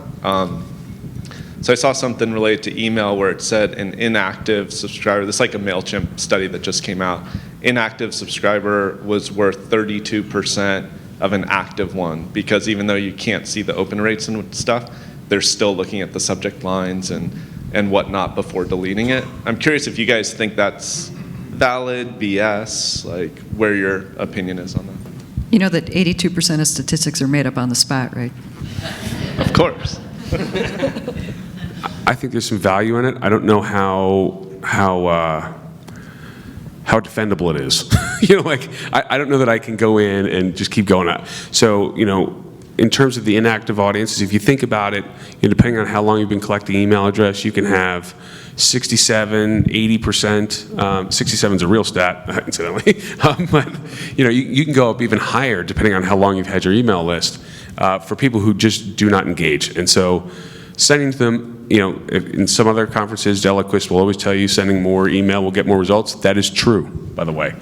But it's sometimes very difficult to make the case for going very deep into that. So what we do, just around some of those things, is we'll take somebody's inactive list, we'll then sort it by recency of last interaction, source, because source matters a lot, and then last, activity date. And then we'll create a risk matrix around that, and then start to reintroduce kind of more methodically to get value back out of those people, and then obviously go into other channels.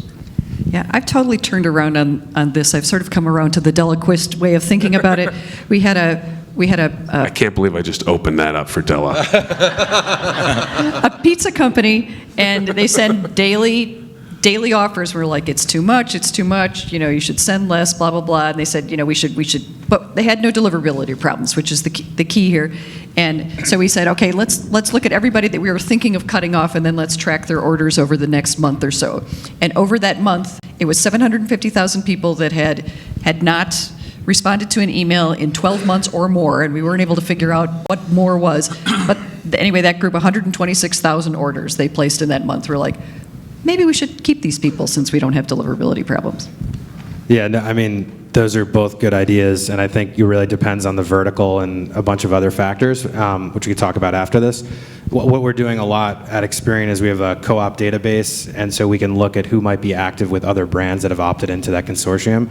So that's one way to see, if maybe it's primary or secondary email address, then we can kind of do some more targeting and look at who these people are, look in other channels from an attribution perspective. So I think there's a bunch of different ways. I don't know about that stat specifically. I know MailChimp does have a pretty big sample set, but it's also small business, so I'm not sure. Okay. Send them ads on Facebook through active audiences. There's one other where you guys were talking about area codes, and made me just curious, and I looked it up real quick, like how much does area code correlate to actual location, since people move a lot with their phone numbers now? There's some old data that said, like, if you're at the regional level, like West Coast, Central, whatever, that it's pretty high correlation, like 94%. But once you get to the county level, it drops to like 59%. And I'm curious if you guys have, but it's like 2009 data.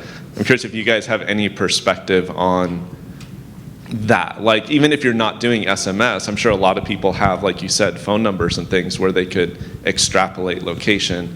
Do you think it's feasible or no?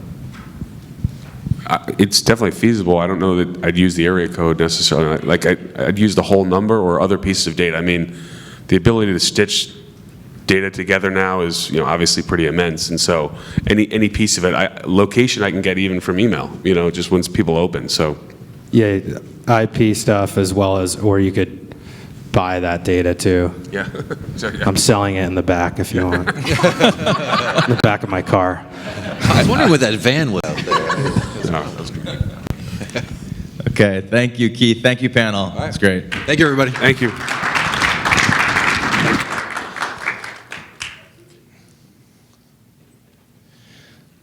So, Happy to be here. Thank you to everyone at the MediaPost team and to our sponsors. It's been a great event. I think one of the things that I find most inspiring is the networking. Although I don't know about some of you folks in the audience, but well, So I may have been looking at that table. So who is White Wave Foods? You may not be familiar with White Wave, but probably with most of our brands. So we are a company of innovators, of creators. We started out with Silk Horizon Organic, and since I've been there, I've been at White Wave for over 4 years. We've added this nice portfolio at the bottom as well. So we're always looking to, we're changing, growing, adapting, and just like in the digital space, I showed up there to start a Facebook page, Pep Boys are not here, but social media team of one. And since then, we've built out some pretty core digital capabilities, every social channel, platform, email, digital, you name it. So over that journey, there's never really been time to explain. This is kind of, I've had this actual image on my cube since I've started at White Wave.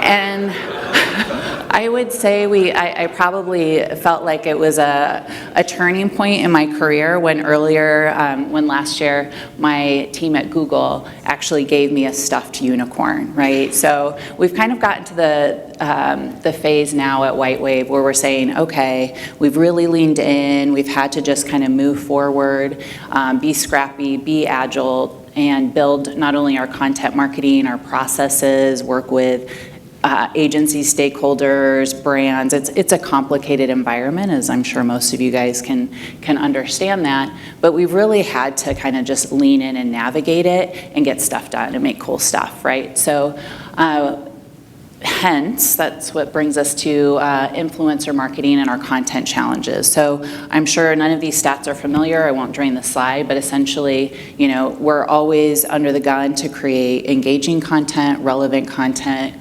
quality, quantity, cross-platform. You know, content is at the core of what we do every single day. And again, we're limited on time, we're limited on resources, as well as even just team members, right? And then we move into distribution. So again, you know, we know that the landscape is changing, consumer behavior is changing, ad blocking technology, et cetera, is becoming a new challenge. So how can we be relevant? How can we find our consumer on her path to loyalty, on her path to purchase, where she's looking for inspiration and relevant content? Pretty efficiently as well. And maybe our ad budgets, you know, have been growing as we go along, but, you know, we really need to be efficient and effective in our spend. And I had to throw one of these slides in here because it still blows my mind every single day, and I know I feel it as a consumer, is that there's just so much content out there. Every single minute, there's 4 million Facebook likes. I'm not even gonna go there with Snapchat. I am too old for Snapchat. I mean, it's official. I will let our social media team do that. It's pretty amazing what they're doing with it. But on Instagram, I can actually, it's more my speed, 1.7 million Instagram likes every single minute. So there's so much happening out there. It's really that much more important for us to be able to be relevant and reach our consumer where she wants to be, where she's looking for us, and hopefully add some value in entertaining content. Oh, the builds. So where there's a challenge, we see great opportunity. Just like a Spider-Man with great responsibility, you know, or with great power comes great responsibility. But we really have approached it. We've taken this mindset on, not only from an organizational standpoint on how we're growing our business and looking at the future of food, but also how we've been approaching our digital, our content, and our cross-channel marketing. And Q influencer marketing. So over the years, we've really leaned into this as a core investment for our team. It solves many of our challenges or gets us there, right? It's not the magic bullet for everything, but it really does solve and has been moving our business and brands forward in digital by creating relevant content. The quality is amazing. We've really been building out, not only getting better on our brand side on briefing quality content, you know, the inputs equal outputs, but also finding these amazing and talented professional influencers to create custom videos, lifestyle, recipes, events. You'll see, I'll take you through several examples on how we're actually using this content and influencer experiences across our brands and across platforms. And then, which also speaks to distribution and measurability. So over the last 4 years, we've been really able to move the needle on how we're measuring the performance of our influencer marketing campaigns, and I'll speak a little to that as well. We're not the only ones. Influencer marketing is growing, so 73% of companies last year are investing in influencer marketing. Who works with influencer marketing here on a regular basis? Okay, a few. And then 60% of companies are increasing their spend in 2015. So at the core, this is not a new theme. I'm glad to hear that we're not alone in our approach, but essentially where this really started from was getting to know our consumer. So what her values are, what her interests are, what inspires her, what motivates her. And then as we move into, you know, where is she really? So going back to Snapchat, so far they're not on it as much as we can tell Facebook, Pinterest, and Instagram, right? So it helps us focus our message, it helps us focus our resources. We look at as well where she is in time of day. So how can we be the most relevant throughout her journey. And this also helps us identify the right bloggers. So we want to be relevant, we want to build on that trust, those relationships, and where she's looking and where she already is. And moms trust blogs, right? 99%, I don't know if this is defendable, but I Googled it, right? So these are, I noticed these were all in the 90th percentile, and I was like, well, I kind of believe it, but you know, it's pretty impressive. But ultimately, people trust people, consumers trust people, and they're looking for people that they trust to make product recommendations and have actually go in store and make purchases based on that. I should have done the build on this one, but you know, it was late. So essentially though, we've really leaned in and evolved our influencer marketing program internally at WhiteWave over the last 5 years. So when I started, we had a small test community, we ran a few campaigns, and again, we really built it upon this test and learn mentality. And the more we grew, we've partnered with Tap Influence. They were a startup in Boulder and have scaled as well along with us. But we went from one-off, one-on-one relationships, Excel spreadsheet tracking, you know, kind of going, well, what are some key KPIs, you know, and trying to really put it in the context and frame it in what we already knew about media, whether it was a CPE or CPM, how can we measure the effectiveness? And so over the years, we evolved it not only through the scale and the duration of our programs and adding new brands, but also new platforms as well. So we started out blogs, Facebook, Twitter, then we said, we need to be in Pinterest. You know, a few years ago, we actually asked them to help us define our Pinterest strategy and find those influencers. And that actually allowed us, with limited resources, to build out most of our Pinterest accounts and Pinterest content. So especially on, I know International Delight, that was one of the key ways, because with a team of one and limited resources, we didn't have time to produce that custom content per every channel. And then you get that added value of being able to distribute it across our network.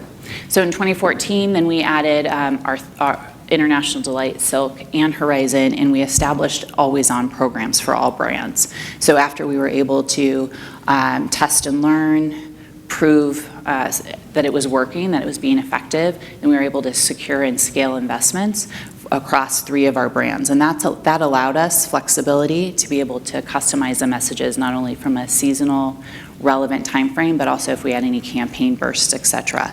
So we were able to commit, and this was a huge win for us. You know, we were still kind of working through those social budgets, digital marketing, we had agency, team transitions, et cetera, but this has kind of been one steady solution for us. And then we've been able to also automate the processes. So as you see last year, we added not only more brands, but we're expanding into new channels. We've optimized our measurement, and I'll show you a little bit more as well. And Tap Influence actually has a platform, so it allows us to automate our payments, our briefing process, our legal guidelines, everything is all in one place, as well as our campaign measurement. We wouldn't be able to do what we've done without a scalable platform solution. And as you can see, you know, over 1,500 influencers we worked with to date, tons of content, and visibility for our brands. So high quality content. We essentially have put our brands in the hands of people that love them to share about it, right? And these are some excellent and delicious examples. They usually get me pretty hungry from some of our campaigns. And as you can see, they're very lifestyle, delicious food content, seasonally relevant, and I'd really like a cup of iced coffee there. For the mom on the go, you know, 7 deliciously creative lunch menu ideas, and it features our Horizon single serve, right? So I think that's an excellent example of knowing, you know, that moms are always looking to pack new lunches, fresh lunch ideas, and so it's not just a campaign focus, it's actually valuable content. That's a whole series that we've built up around that. Any questions so far? Rapt attention? All right. So not only we know the importance of video, And this is a great example of how we've moved and expanded our custom content into new channels and quality. So.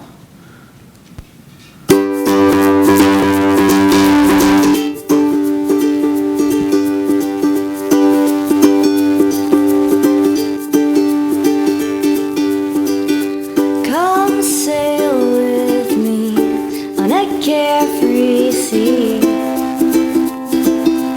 Leave your troubles on land and we'll go out with the tide. Let the stars be our guide. That's actually me. I didn't know if you guys made that. This is what I look like when I wake up in the morning. And Yeah. I've wasted too much time, barely getting by. Like a We all just need to stretch right now. And I've had my share of fears. That's not me. Sorrows, doubts, and tears. But joy comes in the morning, and I've had enough of clouds. Oh, I wish. rain. Aspirational content, right? Stormy days, and I think it's time for the sun to shine. Aloha, baby. Aloha, baby. Hello.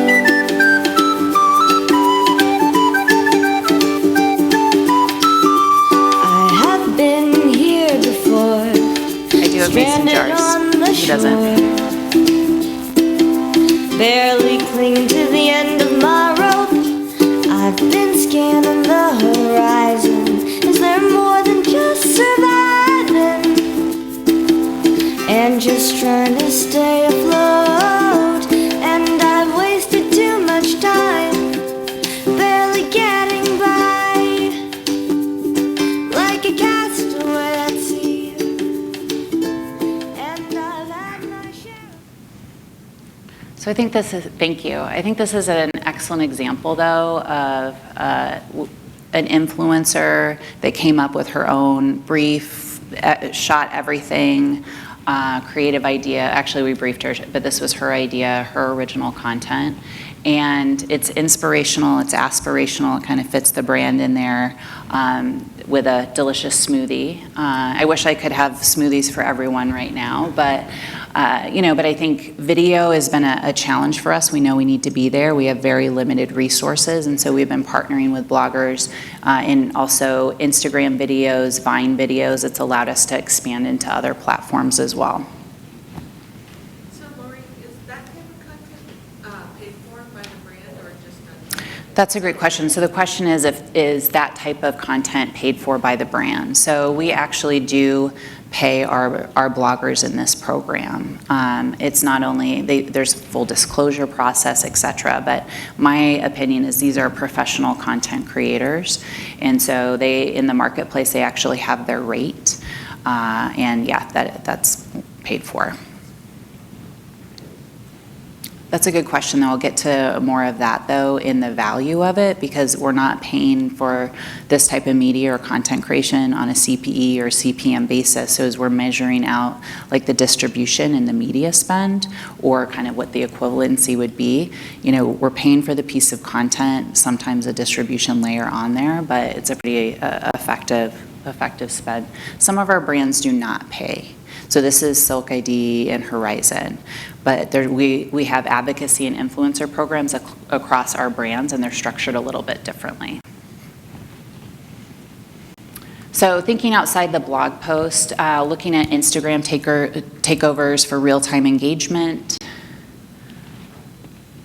Twitter parties, yeah, we still do some of those occasionally. Not only is it real-time engagement, but it really pulls together a core group of people through the influencer network to talk about some fun topics or seasonally relevant topics as well.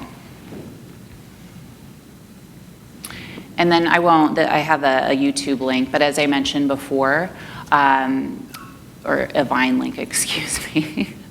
But as I mentioned before, we're partnering with influencers has allowed us to create content and expand and test new channels that we wouldn't be able to do without their partnership. And this is actually a really fun one.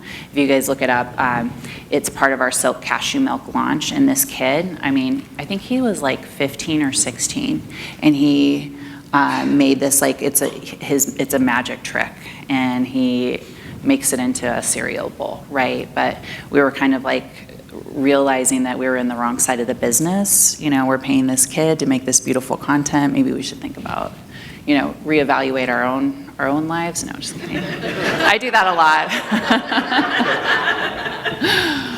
And then events, right? So we think about online but offline. How are we bringing these brand experiences to life? And this was a great example of our new iced coffee product. A group of influencers hosted a tasting and a party in LA. You can see, you know, there was crafts. I think there's hair, you know, little hair dressing stations, obviously, dressing stations. They were getting braids, food and everything. But it really was a great event, and a lot of positive buzz, great content about it. But it really enabled us to bring the brand to life. And then expanding into retailer content. So again, we've taken this and are now partnering with our shopper marketing team, has actually worked with our retailers to bring this influencer-rich recipe content to their programs as well. And so this particular, and we used to kind of shy away. There's some kind of different points of view on how you're treating retailer relationships, et cetera, but this was part of a Kroger customer program, and this was new for us. We never really showed the in-store experience, so it was really about bringing awareness and visibility to their natural channel and their offerings, and that you could find our portfolio of White Wave products in the natural channel. And then Kroger took the content and incorporated it into their Inspired Gatherings website, as well as their communications, and pushed it on out to all of their social channels as well. So this was a first for us, and you know, we had great results from it, and excitement from the customer, so we're exploring other opportunities as well. And again, we have a really small team. This is cross-channel, right? Like this is retailer, customer, in-store, out-of-store, social, all of it. And then thinking outside the blog post again, we had bloggers create a digital hub for mac and cheese hacks and recipes online. So it was part of a campaign to launch our new Horizon mac and cheese product. If you haven't tried it, I highly recommend it. It's pretty delicious. But I am definitely that 2 bites at the end of the making it for my kid type of a mom. But I do like to add some veggies. So this was kind of what do you have in your pantry, and how can you figure out the best pairing and way to fix up your mac and cheese. So we took this, over 60 bloggers created original content. It still lives on Horizon's website, as well as our Pinterest and social channels. And then we actually brought it to print. So this was in cooperation and partnership with Meredith, and we featured the blogger recipes in our print ads as well. And like I said, we share blogger content in our website, and on an ongoing basis, it's a key driver of our CRM and our email content as well. And then occasionally, we love it when our bloggers get picked up by other news outlets as well. Huffington Post, we've got some great examples of that. And you know, I think this is a great lifestyle content example, and how we've amplified it across our channels. And then distribution. So as you know, I've shared a couple of examples, not only how we're amplifying blogger content, but how they're amplifying it across their network. So typically in a program, they're creating the content on their blogs and they're sharing it with their social channels, or creating custom content per channel. And then there's another layer that we started testing last year, where it's actually, we're able to identify the top most engaged content, not necessarily the content with the most views, but the content with the most engagement, and then sharing that out to our network of bloggers to then boost the post and boost the distribution. So we're seeing, I mean, over double or triple the amount of views, 30% engagement rates, and higher. So it's pretty exciting.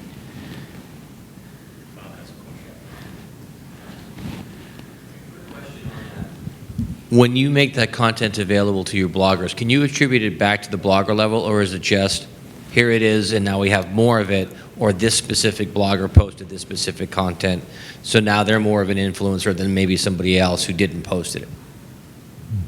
So I think I understand your question, and there's two kind of levels to answer that. Yes, we can attribute any kind of, we actually have in pixel or pixel tracking within the posts themselves, so we can attribute actual engagement and views to the bloggers. And then we also have that tracking for our network across our social channels. So let's say this particular piece of blogger content got picked up and was shared out by other bloggers as well. So we can track it across the network and who's getting the most reach or engagement based on the campaign goals. Does that answer your question? Do you do anything special for the people who blog your content more? Sorry, say that again. I was distracted I was blinded by the light. It happens all the time. Yeah, It's okay. that's right. Do you do anything special for the bloggers who post more content from you? That's a good question. So we have cultivated and we're starting to have a core relationship with a smaller group of bloggers. And so I don't know that we have extra incentives per se, but we have kind of this go-to relationship, and we've been working with some bloggers for several years, right? And so the best case scenario is that they love our brands and they're going to share it and be inspired to share it on their own as well. And then this particular program is actually a distribution channel, and we do pay for it. We pay for that. Does that answer your question? I've got a question about the disclosure with the bloggers. Do they disclose? Well, first of all, what is the disclosure? And when it's picked up, like at a Huffington Post or somewhere else, and kind of goes on, is there any disclosure there as well to end user? So I will definitely take on the first one, because that's where our responsibility comes into as an organization, is that we put into place the agreements that our bloggers are following FTC guidelines and regulations. So it's not only the partners, so in this case with Tap Influence, we worked through a blogger guideline that's been really, it's a great question because it's been very important to our success at scaling. This type of program is working with our legal department and our team to be able to identify, okay, here's our blogger guidelines, and then if we distribute it and our bloggers are able to opt in, then, and then they are also in compliance, lots of legalese, but essentially if they need to disclose that they're working with our brand, that they've been paid for or compensated in some way. And, on the blogger side, these guys are professionals. They know it's as important for them to be in compliance with the FTC guidelines as well. And so it's essentially in everyone's interest, but you'll always see now, hashtag ad, or there's a disclaimer that we have built into the actual platform that says, the opinions are all mine, but this content has been sponsored by the brand. So legally, it's something that we've really needed to focus on, and making sure that was part of our process. Does that answer your question? Yeah, but I'm just wondering also when it's picked up, a the second post part. Yeah. That's a really good question, and I think I'll probably move on. No, I'm just kidding. I'm sure that the Huffington Post, they actually connect it back to the original blogger content in some way, and that's where that features it. So I can't really legally answer to what the Huffington Post policy is, but as long as our bloggers are following the guidelines, we should be pretty good. Got it. Yeah. Cool. Any other questions? Thanks for that. Thanks for the legal questions. Yeah. Go ahead. From a digital media perspective? So you want to repeat that just so the group can hear? Yeah. So you were talking about pixeling the content. Do you guys then remarket people who view or read that content from a digital media perspective? Yeah, that's a great question. I think that is how we can leverage the data that we're getting from the audiences is on our roadmap, both as as White Wave, but working with TAP. I think the question comes into the scale and the size of the audience. So that's where we're kind of, we're starting to get to a measurable and an addressable scale, but it's not quite there yet. But ideally, that's where we would want to be. It's a great question. Actually, I'm going to remind me of that. I'm going to send them a note about that. What are we doing for that? What's the timing on that? All right. How much time do we have? As much as you'd like. No, Oh, we could do another great. question or two. We could do another one if there are any. If not, Well, I actually have a whole other you have more stuff. section. Sorry, pardon me. This is the good stuff, but I'll try to go through quickly. Seriously, Russ, what time is it? It's probably, I think it's like 10:46 or 7. So, well, time to wrap up soon, but please do get. Okay, I'll just look to you guys. Okay. Yeah, you can just boo me off stage. So measurement challenges, obviously, we're constantly being challenged on the effectiveness and efficiency of these types of programs. So over time, we had to kind of lean in, and we've been able to evolve our measurement approach. So we always define our goals, assign KPIs, measure and optimize, and following that process has allowed us to apply our learnings, reapply, and then we've been able to scale over time. And then this is an example of what kind of the back-end dashboard looks like for our programs. So now, we used to do this. I think there's 5% of the social audience would see it. We based it on industry benchmarks. It was the best that we could do. It was the best that anyone could do. Now with pixel tracking, we can actually log and track real-time content views, content engagement, earned media value, etc. I think and then based on our goals, we can kind of attribute that and look at, okay, what are the goals of this particular message? Where are we at as a brand? And what are the most important actions that we want this program to generate? And so reach, engagement, earned media value. Is anyone using like an earned media value measurement or is familiar with that? So we essentially took and assigned a CPE and a CPM based on the blogger action, so whether it was views or engagement, and that allowed us to contextualize the value that we were driving through these programs against our other marketing channels. So that was something that also allowed us to kind of educate the organization and scale it, was we said, okay, here was your investment was X. Based on the views and engagement, if you were to buy this as a regular form of media, this is the value that we're driving. Engagement is extremely important to us. So we're seeing, this is one of our top performing posts for Silk. But again, I think this just really speaks to the performance and the relevancy and the quality of the content that we're seeing. So a couple quick snapshots of some of our programs and the results that they've driven.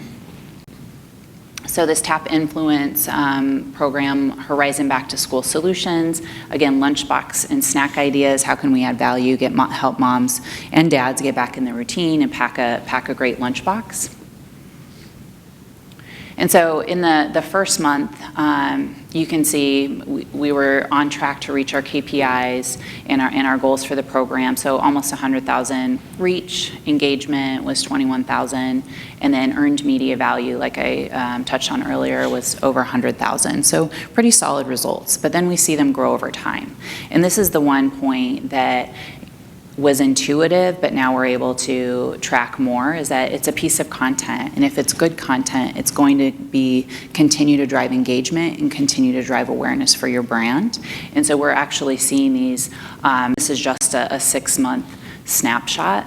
But after back to school, you'd say, okay, back to school campaign, I'm going to take all that lunchbox stuff down and we'll move on to our next marketing campaign. This is relevant content for moms all the time. We know she's looking for this.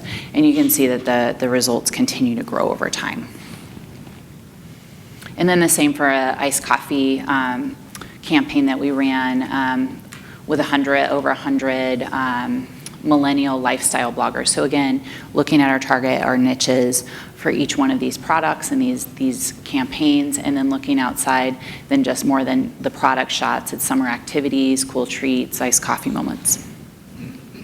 And again, even after the peak season in July, we see the engagement and the value of these programs continue to grow. So what we have up next is we're releasing the results of our first ROI study with Tapp and Nielsen later this month. And so again, we finally got to the point where we've been able to scale, and now we've got some measurable results. The only thing I'll add to that is that they were positive and pretty much validated what we've known all along, but it was great to see it actually, in the Nielsen results. So in closing, this conversation is sponsored by White Wave Foods. The opinions and text are all mine. Great. Thank you, Lori. Thank you. That was great. Unfortunately, we don't have time for questions. A little longer. Bring a brand's so-called internal stack, which is how you coordinate messaging and synchronization across departments. Is your brand guilty of spreading itself too thin, chasing little boosts? Well, here to take us through this one, we've asked Aaron Harvey, who is the ECD and co-founder of Ready Set Rocket. Let's get them alphabetized, and then we can get going. Great, thank you. Go ahead. Cool, thank you very much. That was an awesome presentation from Lori. So now we're going to talk about the internal stack. I think a lot throughout the conference we've been talking about all the different technology and the consumer side of things, but I want to learn a little bit more from our panelists today what that means internally. Are we chasing too many micrometrics? Are we lost in all the details? How can we improve communication and collaboration across our different departmental functions to drive a better customer experience? So I'll open it up by letting each of you just kind of introduce yourself, your background, and your company. Sure. Hi, good morning. My name is Lisa Anderson. I'm the Global Digital Director for Multi-Channel Relationship Marketing Capability at AstraZeneca Pharmaceuticals. When I joined AstraZeneca about 10 years ago, we built a state-of-the-art database platform with Epsilon. It's been very successful. It had full campaign management, reporting, analytics. We're in the process of shutting that down and launching Adobe Campaign globally. We're removing reporting and analytics for consumers, so the brands aren't very happy right now. It's an interesting place to be, but in the enterprise years, as we have less and less money coming in, we have to make these big sweeping changes. But it does give us an opportunity for road mapping future capabilities. Out of college, my first job was with the Bank of New York, Delaware. We started up their credit card division, and I was for database marketing there. We launched the first co-brand credit cards ever. I was responsible for all approved credit scoring in the database. And at that point, if you think about it, there was no internet. They were talking about it, this thing that was coming. There was no voicemail. There was no email. There was no such thing as a fax machine back then. So we were FedExing our comps back and forth to New York, back to Delaware. And yesterday we talked about what would you get rid of? Direct mail and outbound calling. That's all we had then. So it's really been an interesting journey from there to where we are today. I'm Jean-Michel Boujon. I work with Book Renter. We rent textbook to college students. 20 million students, in the US, 5,000 campuses. We only an online player, pure play. It's a challenging market. There's a bunch of competition. We're really a commodity. A textbook is a textbook. So obviously the cheapest wins most of the time. There's no really the concept of experience. The teacher gives you the list, you get the book, so you can do whatever you want. This is what we do. But even though it's a very interesting business, just because of the operational aspect of things and the inventory management, the market is still very much physical. So you need to make sure you buy the right book that you can rent more than once and manage the back and forth, the supply chain. So I don't want to get into details. It's a little crazy. But I started working in New York in 2004. for a real estate site, and we were doing subscription model, which was kind of interesting back then because 2004, having people pay online, even in the US, was kind of a challenge. But so that was the first thing. There was nothing really like, analytics. Google Analytics didn't exist. Omniture just started. I moved on to work with the Ladders job site. I moved to London to start the business in Europe in 2008. And I moved back to the US, to California, to work for Bookrunner in 2012. And I'm doing retail now. So. Okay. My name is Michael Takash. I lead digital and creative production for Manpower Group. If you're not familiar with Manpower or Manpower Group, we're the world's workforce experts. We operate in over 80 countries worldwide. So you can think of the many different challenges we have operating as a cross-channel marketing organization. When our focus is split between candidate and client. We're operating with numerous cultures, numerous opinions, many legacy systems. Through merger and acquisition, we've really grown as a company, but never really let go of what we had before. So we have complexities upon complexities, and I look forward to sharing some of them today. Much like Lisa, I started with digital marketing before there was a digital marketing, back in the days before there really was an internet, before people cared about mobile, before most of my friends even had mobile phones. So when I graduated from college in 1997, I was one of the first people I knew who had a mobile phone, and that early adopter title has kind of stuck with me ever since. Awesome. So just to give us a little more context, there's three really unique businesses here. Can each of you sort of give us a little context as to your target audience? What are the key touch points for them along the way? And have you engaged in any activities to map the customer journey cross-departmentally, things of that nature? So that'd be great. So in pharmaceuticals, we have healthcare professionals, which include healthcare prescribers, healthcare professionals, which are nurses, RNs, clinicians, pharmacists, pharmacy. We also have managed markets, which is the government or Aetna, and I don't know much about that part of it. And then we have consumer, and now they're trying to distinguish between consumer and patient. And when you go from consumer to a patient, there's more privacy challenges there. In terms of channels, AstraZeneca has been very Salesforce focused, very feet on the street. And in terms of analytics and budgeting, one thing that they've done is they're always looking backwards. So if email hasn't been valuable before, it doesn't get promoted into budget in the future. So I think they need to start looking, at how the industry is changing and, predict where we need to go as we get less and less access. Sometimes for direct-to-consumer TV is actually an HCP channel, even though it's direct-to-consumer advertising. So a lot of our channels are cross-target. The personas that we have in our television ads are helping to attract the patients and say, oh, that's like me, right? And at the same time, it's teaching the doctor who that patient type is. So when that patient comes into the office, they understand that maybe this is the medicine that they should provide to them. So across all channels, we are email, SMS, direct mail to consumer. I know they're doing some social, some Facebook. For HCP, it is mostly email, Salesforce, and managed markets. I'm not sure what they're doing there. That's very interesting from a B2B perspective. Jean-Michel, can you speak a little bit to your target audience? Yeah, absolutely. And it's interesting because AstraZeneca is a big company. It's almost sounds very complicated to me. I haven't been there for 10 years, so that must be easier for you. But our users are college students 18 to 24. We skew female.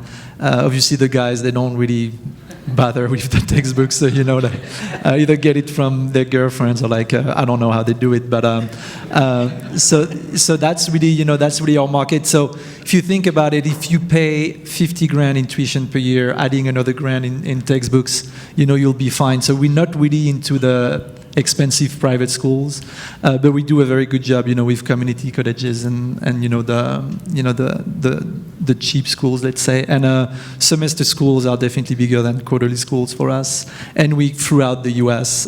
So you know, there's no distinction. We just only in the U.S. because there's only in the U.S. that you have to pay that much for you know, for textbooks. So that's why we see, and in terms of like, you know, a student will stay 4 years in college, maybe 5, sometimes 6, but we don't necessarily see a lot of freshmen, you know, on the side because they don't really know, you know, like they move to college and they're like, oh, there's already so much they need to figure out, so they go to the bookstore, they pay the hard price, you know, for the book, but then second semester, that's when you start seeing them, you know, coming to, you know, to the site, and because they're already grown-ups at that point, and but that's also a good time for us to capture these guys because our lifetime is pretty short.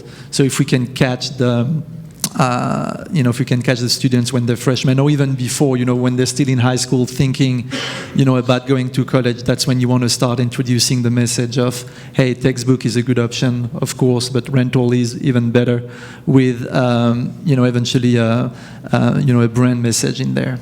So that's, yeah, that's how we market our students. So as a collective of staffing and workforce brands, our personas are as myriad as the countries and cultures in which we do business. So we really don't have like one target audience or even a dozen. We probably have hundreds. But I will say that we walk a very thin line between marketing to our client and candidate audiences basing on the economy. We're very economically dependent.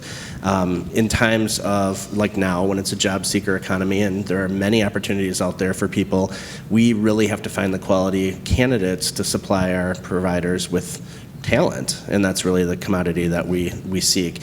Each of our staffing brands is slightly different. We see all different types of people, either people entering the workforce, people leaving the workforce, people shifting jobs to improve their lot in life, or shifting jobs just because they're dissatisfied and opportunity knocked. So that we have so many personas to speak to on the candidate side, and on the client side it's the same. I mean, our clients are small to medium businesses, major corporations. In some cases it's just small mom and pops who have walked into a local branch office and said, I need someone to, you know, staff a vacation while my regular employee is gone.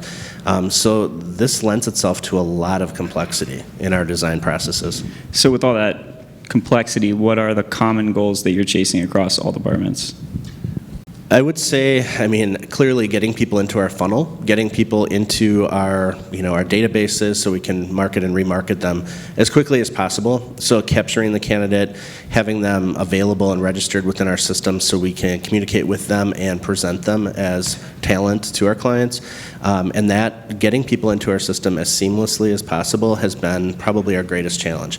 And you would say, well, that seems so easy. Why is it a challenge? Every single country has reinvented this process. So literally, like North America has one way that people intersect with the company, that they register and authenticate their profiles, submit their resumes. Every other country has their own way of doing that, and they don't agree on how it should be done in some cases. So we're really moving more and more towards a global standard that can be replicated in regions, whereas in the past it was more the regions would replicate what the global standard was. Yeah, I think a lot of times, especially as we see on the agency side, personal goals of employees within large companies are put in front of a customer experience, and that's because the organizations are structured to incentivize departmental performance and structured to you as a person obviously want to push your micrometrics up higher and better so that you have more budget, you have more opportunities. So Jean-Michel, you have a really interesting perspective on coming into Book Renter and seeing that it was a 2 + 2 = 3 world, as you said, and you wanted to make 2 + 2 = 4. Can you share that experience with us? So yeah, when I started, you know, so you know, we were very siloed. You know, everybody was kind of taking care of one, you know, one channel, and so I would go, okay, what's your revenue this month? 2 affiliate, what's your revenue on search? And this guy would be like, oh, let's say, I made 2 and I made 2.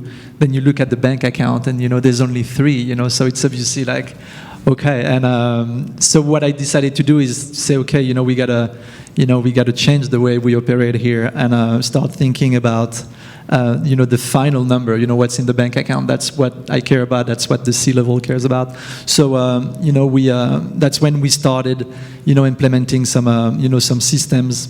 Tag Manager was actually a pretty good one where, let's say even if you work with 2 affiliate networks, these guys tend to say, whichever touch point I am in the process, I will get attribution. So, I will have to pay the commission on the network A. But if the network B is also in that path, it also gets a credit. So, and that's why, you eventually end up in a situation where, a lot of channels, get credit for something they shouldn't get. So we implemented that. And, before we implemented, I said, guys, your revenue is probably going to go down, because obviously, if the pixel fires only once, some people won't get credit. So we also changed the way we were thinking about incentives. And I said, okay, for maybe a season at least, we'll take your, your revenue incentive at the corporate level and not at the department level, because obviously some of them will fluctuate. I said, though, we're going to keep at the department level or at your channel level in that case, some incentive about, product enhancement or like, platform, enhancement. And that's how really I manage the possible fire where people are like, hey, what am I going to do? I'm not going to reach my goal. I'm not going to get my bonus.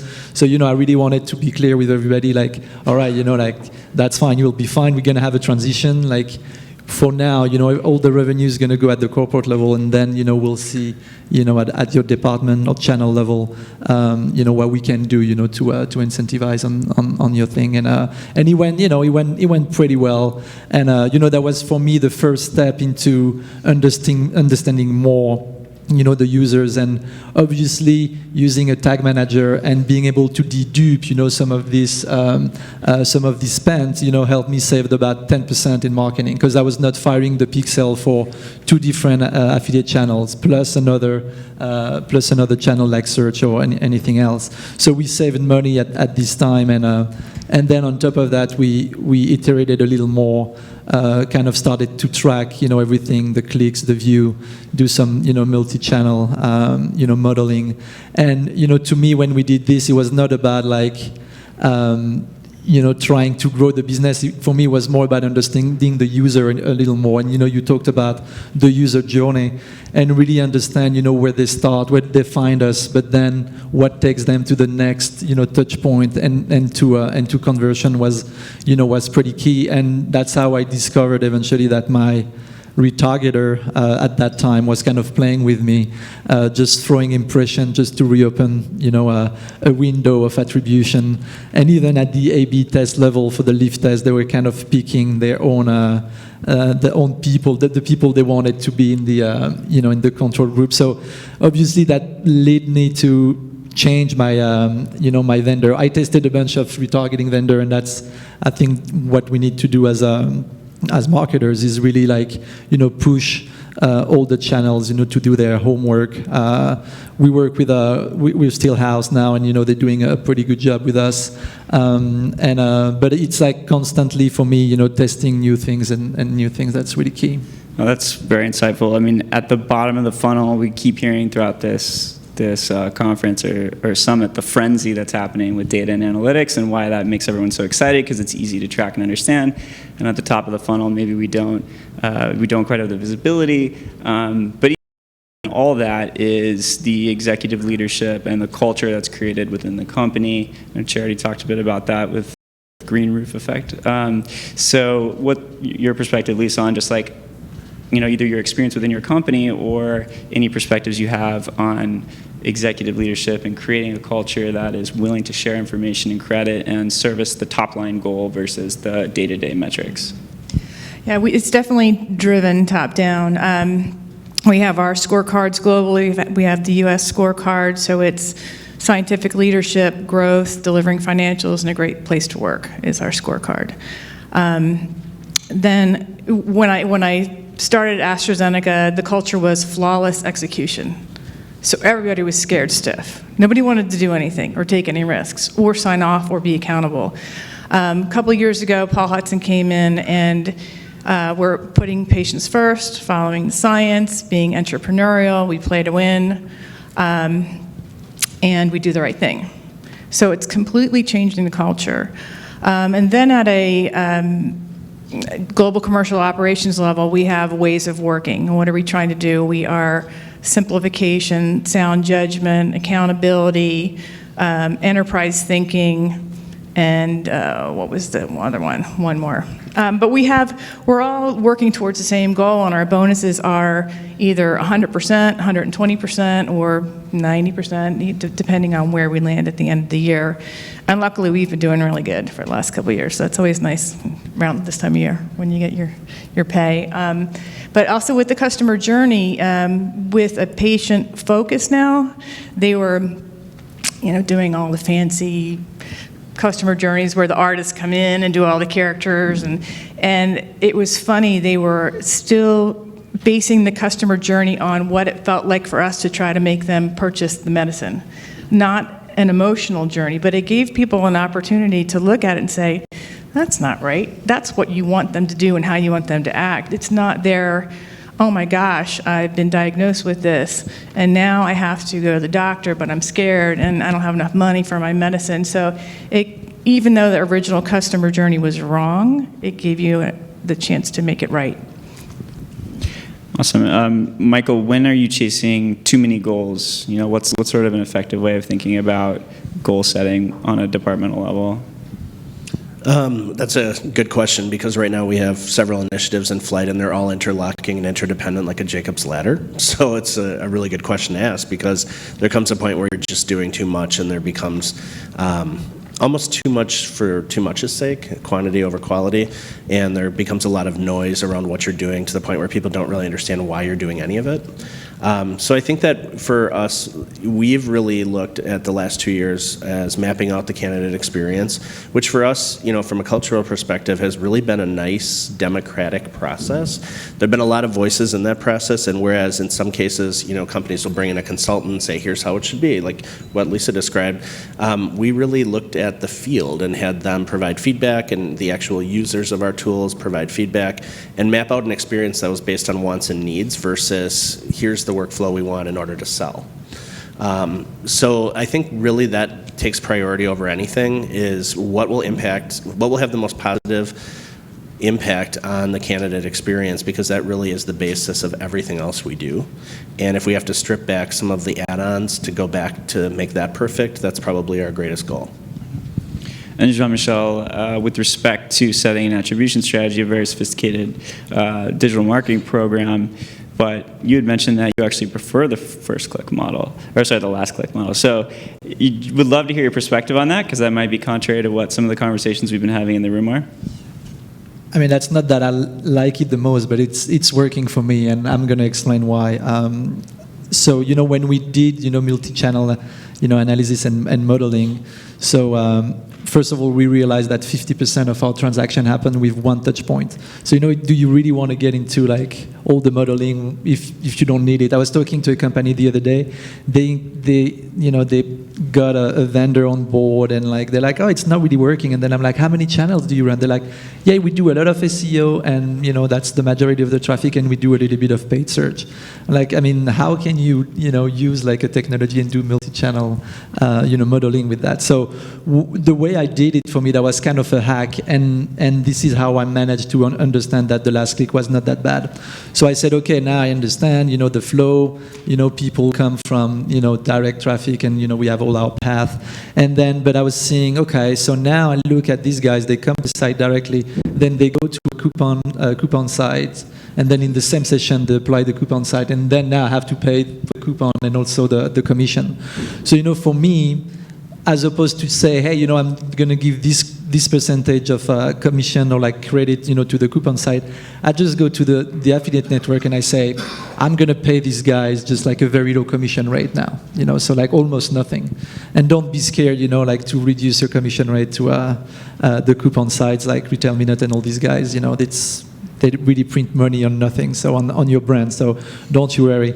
They try to scare you, but I pay them 1% commission, and they're still pretty happy with it. So go for it.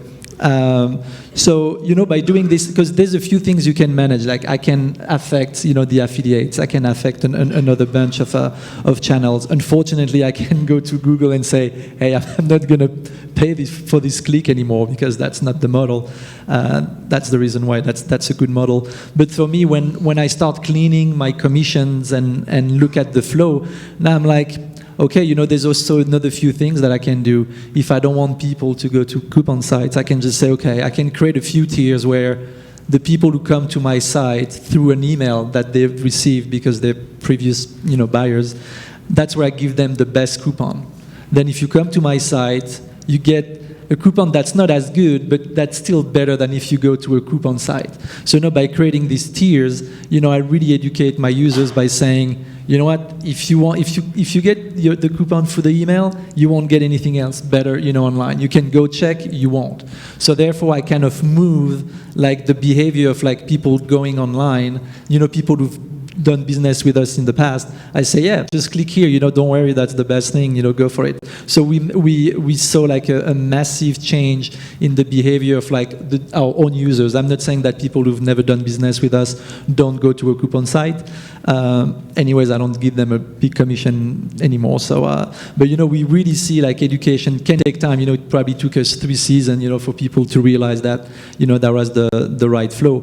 But to go to the last point. Now 50% of our transaction happen, in one touch point. 50%, 85% of our transaction happen within 24 hours since the first visit. So, we have like a very short cycle. The school starts, you get your list, you get the books pretty quickly. But then even after that, two touch points represent also a pretty high volume of transaction. And, to me, when I looked at this, I tried a few models, first point, last point, and the last point is actually working pretty well. And it's actually a pretty simple way, to communicate, in the company, through the last touch point. And I said, you know what, I'm going to keep that as an aggregate, so that makes it, that makes it easier. But I did work a lot in the back end, like my CPA now is $3.50, and when I started, we were north of like $8 or $9. So, even by keeping the last touch point, kind of model, you can still do a pretty good job at reducing your cost and growing your business. I think you raised an interesting point about email marketing, because for years we've heard that email is dead and that no one really reads emails. They're caught up by spam filters. No one receives them. But I think that in a world where search is kind of moving towards dead, where people are receiving cultivated, curated, customized results delivered to them through email or through apps or really through anything. I mean, the amount of things that are actually driven to me by programs rather than me having to search for them is just on the rise. I think people have underestimated the power of email marketing and curated results being delivered to people. It's actually working very well for us in terms of remarketing people who are coming off of assignment, to present them with jobs 7 days before their assignment ends and said, hey, here's some options that are available to you right now if you want to apply for them, and stay within our funnel and stay within our database and continue working for us, instead of being like, thrown out on the street to start the whole job search process over. It's had tremendous results for us, and that's just through traditional email. Lisa, you had mentioned that it might take 3 touch points to convince a doctor or to get on the radar of a doctor that they should consider the product, and that a lot of that is offline for you.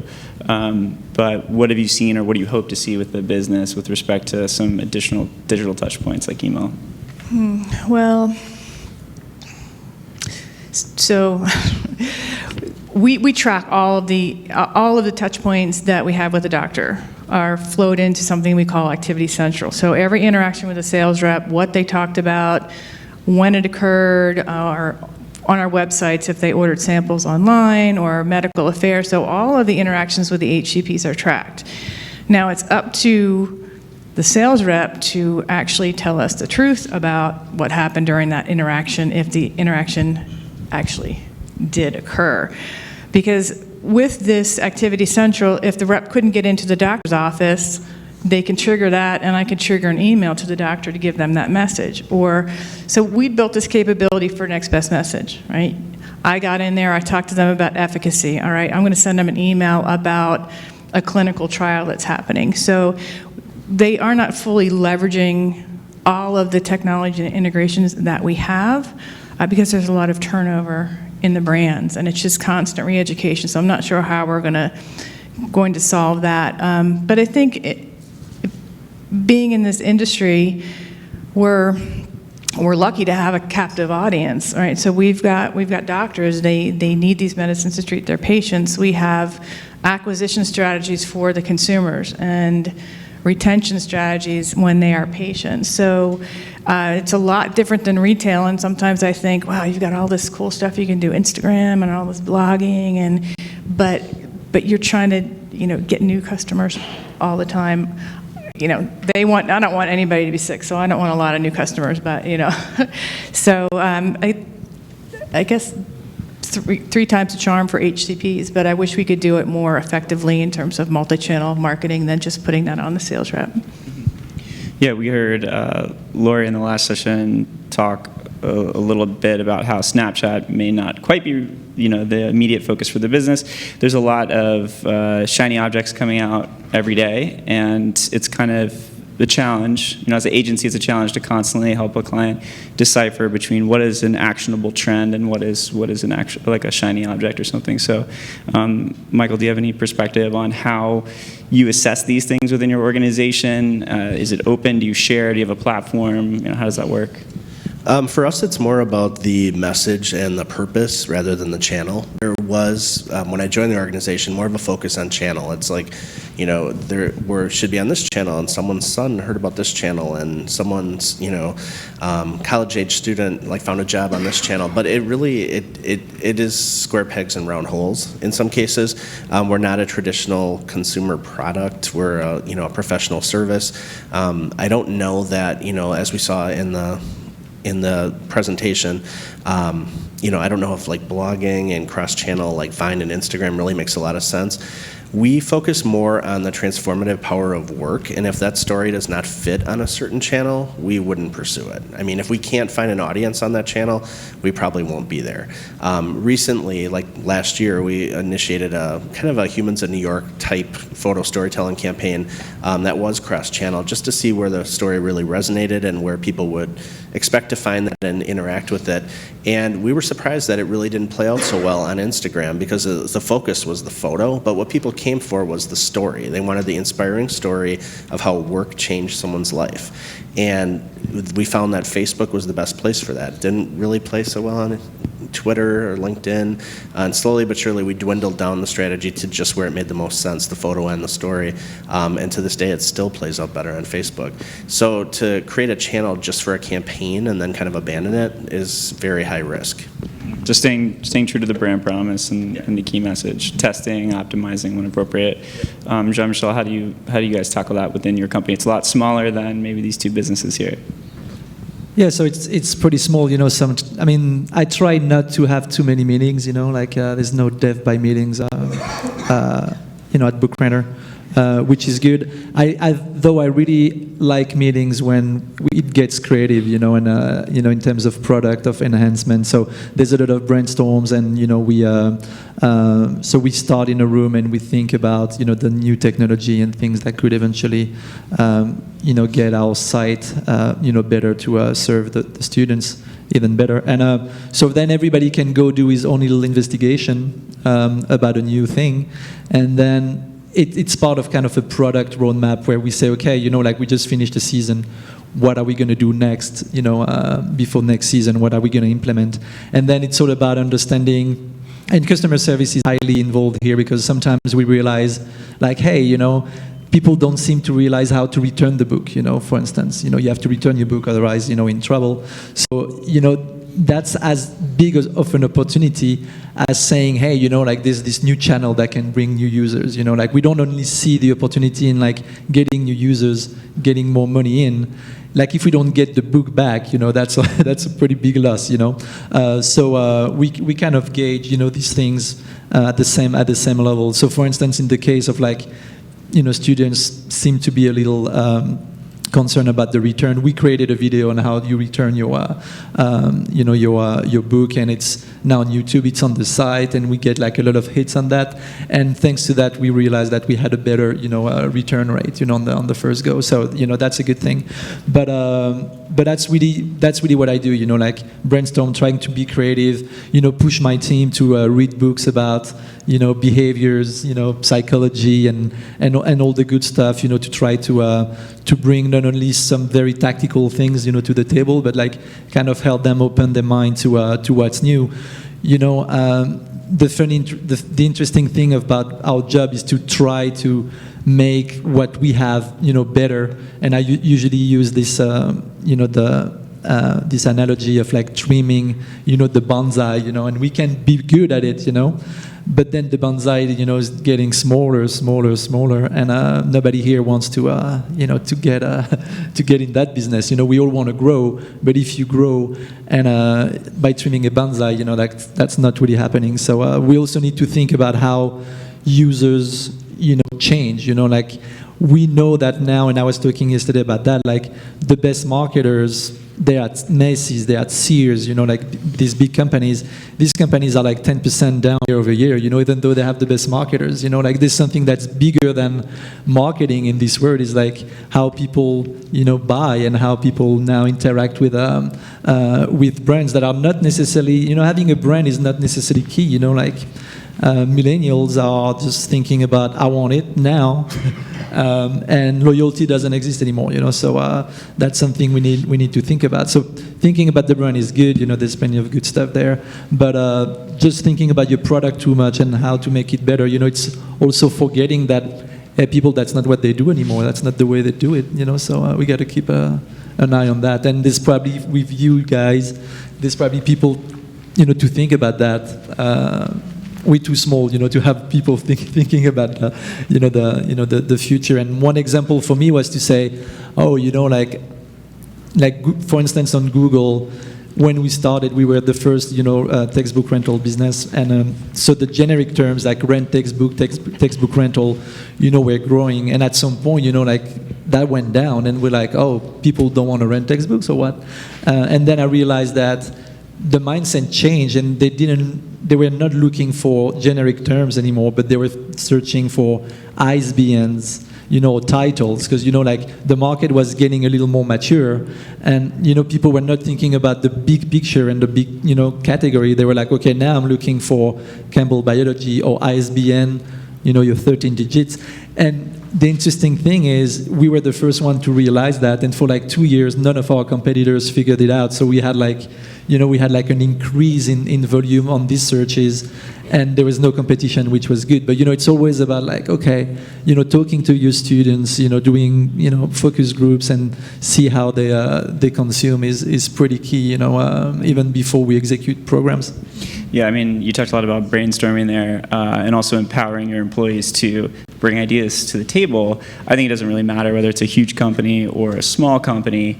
That's really the opportunity for you as a human being to feel empowered in your role at a company. I think everybody wants to feel like they can make a change. And in this environment of agile marketing and making quick decisions, there's really no better way to make an impact, to see your influence. You might be working on a 9-month project, but as an employee, you can really make a difference by bringing a unique piece of technology or a trend to the table. Just kind of segue into the next question for Lisa. Something that we see as an agency is we have to survive reorg after reorg after reorg, and I'm sure employees in big companies have to do the same, as well as vendors. It's a huge challenge, and in the last 6 years of us being in business, we've grown great relationships, but it's really been a challenge when every 1 to 2 years there's a reorg, and now e-com is tied now to social, but they're still separate from email. They're just all the different things that we see. So are roles like the chief digital officer, are those Band-Aids? Are they the right kind of ways we should be thinking about structuring our companies? Do you anticipate seeing more reorgs? Any kind of opinion on that topic? So we've been reorging over and over again for years. And we've been talking about becoming a world-class marketing organization and multi-channel relationship marketing, next best message, and it hasn't really stuck because the mindset and the money has always been on the sales force. So now that they're seeing that we're going to get less and less access to these doctors, they're really starting to finally realize that we need to become a marketing organization. We don't have a CMO. We have brands who decide how they're going to spend their money, when they're going to spend their money, what they're going to focus on. And they just started to restructure the Insights and Analytics Group, and the Insights and Analytics Group is the one that is driving the change to actually become a world-class marketing organization, and I'm so thrilled that this is finally happening. What do I want to add to that? So in that, we need to reskill the sales force to actually make them marketers, to put the controls in their hands when they can't, if they don't want us doing next best message based on Activity Central, that I didn't get into the doctor and come around and shoot out an email or something, that person has to have the skill to say, doctor wasn't there, now I have this Viva approved email tool and I can send my own email, or I've got an app and this is how I can communicate with a doctor. So it's really about reskilling the sales force, reskilling the marketers. It's been a practice of career path, bringing a sales rep in from the field into headquarters to become a marketer. Well, they're not a marketer. They're a salesperson. So what they brought them in and said, okay, now create content. That's not marketing, that's content development. So we really need to take a look at how we reskill, relook at our insights and analytics, and move to be a world-class marketing organization. So I'm very thrilled about that. We'll see what happens. Yeah, it's interesting. I've heard a lot more companies now, even the New York Times at Social Media Week, talking about how all employees are being empowered with Google Analytics training so that they can make smarter decisions, and that you're hearing more and more, the data is just one way to look at something, but ultimately it should be something that fuels your gut instinct for more of a qualitative, approach to something. And the challenge is that everybody thinks they own the customer. So every brand who might be targeting, primary care physicians think they own that customer. So they're all slamming them with information. It's not well coordinated. And I think once you have this overall marketing approach, that director is going to, say who owns the customer and what should the relationship be between all of the brands and that healthcare professional. Yeah. So I think we have time for one more question. So any quick tips that each of you have individually, starting with Michael, on just improving workflows internally? Obviously, there are a lot of challenges, but how do you better serve the top line goal of the organization? Emphasis on quick, please. We've got to get back on track, sorry. All right, I'll make it quick. Again, we've been really fortunate, even though we're a massive organization, our marketing organization is very lean. We have great access to each other and great democracy in our processes. But make good use of collaborative tools. They're available in almost every company, whether or not you're on a Google infrastructure like we are, where we're using Drive and Hangouts and all of the Google tools every single day. Most companies do have something along this line, and most people don't use them. So the collaboration doesn't happen, and people wonder why. And your company's enabled to connect better with each other, and in many cases, people just don't. So while the traditional in-person meetings and conversations have tremendous value, don't overlook the digital touch points that can make collaboration and cross-channel communication happen much more easily. I'm going to be quicker than that. No, I think, and it's more conceptual, but we really have to run these days, to stay still, in this marketing world. There's a lot of new things going on. So, just be bold and, just run even faster, and crash and get back up and, get to the horizon line, and then you'll be good. I think having all the components of your closed loop marketing in place is really key. You execute, then you can't get your information out of the database, and you can't get it over to analytics fast enough for the planning cycle. So that's where I think we could really gain strides. Awesome. Thank you guys for your perspectives today. Great. Thank you, Aaron. Thank you, panel. Great. So I'd like to invite our last presenter of the day to take the Not unless you follow the customer. As T3's Ben Gaddis will tell us, brands that understand how to flow naturally across channels and platforms will enjoy greater success. So please welcome Ben Gaddis from T3. Thank you. Thank you. So my name is Ben Gaddis. I look after the innovation group at T3. And for those of you who don't know us, we're a digital agency based out of Austin, Texas. And we focus on one thing, very specific thing.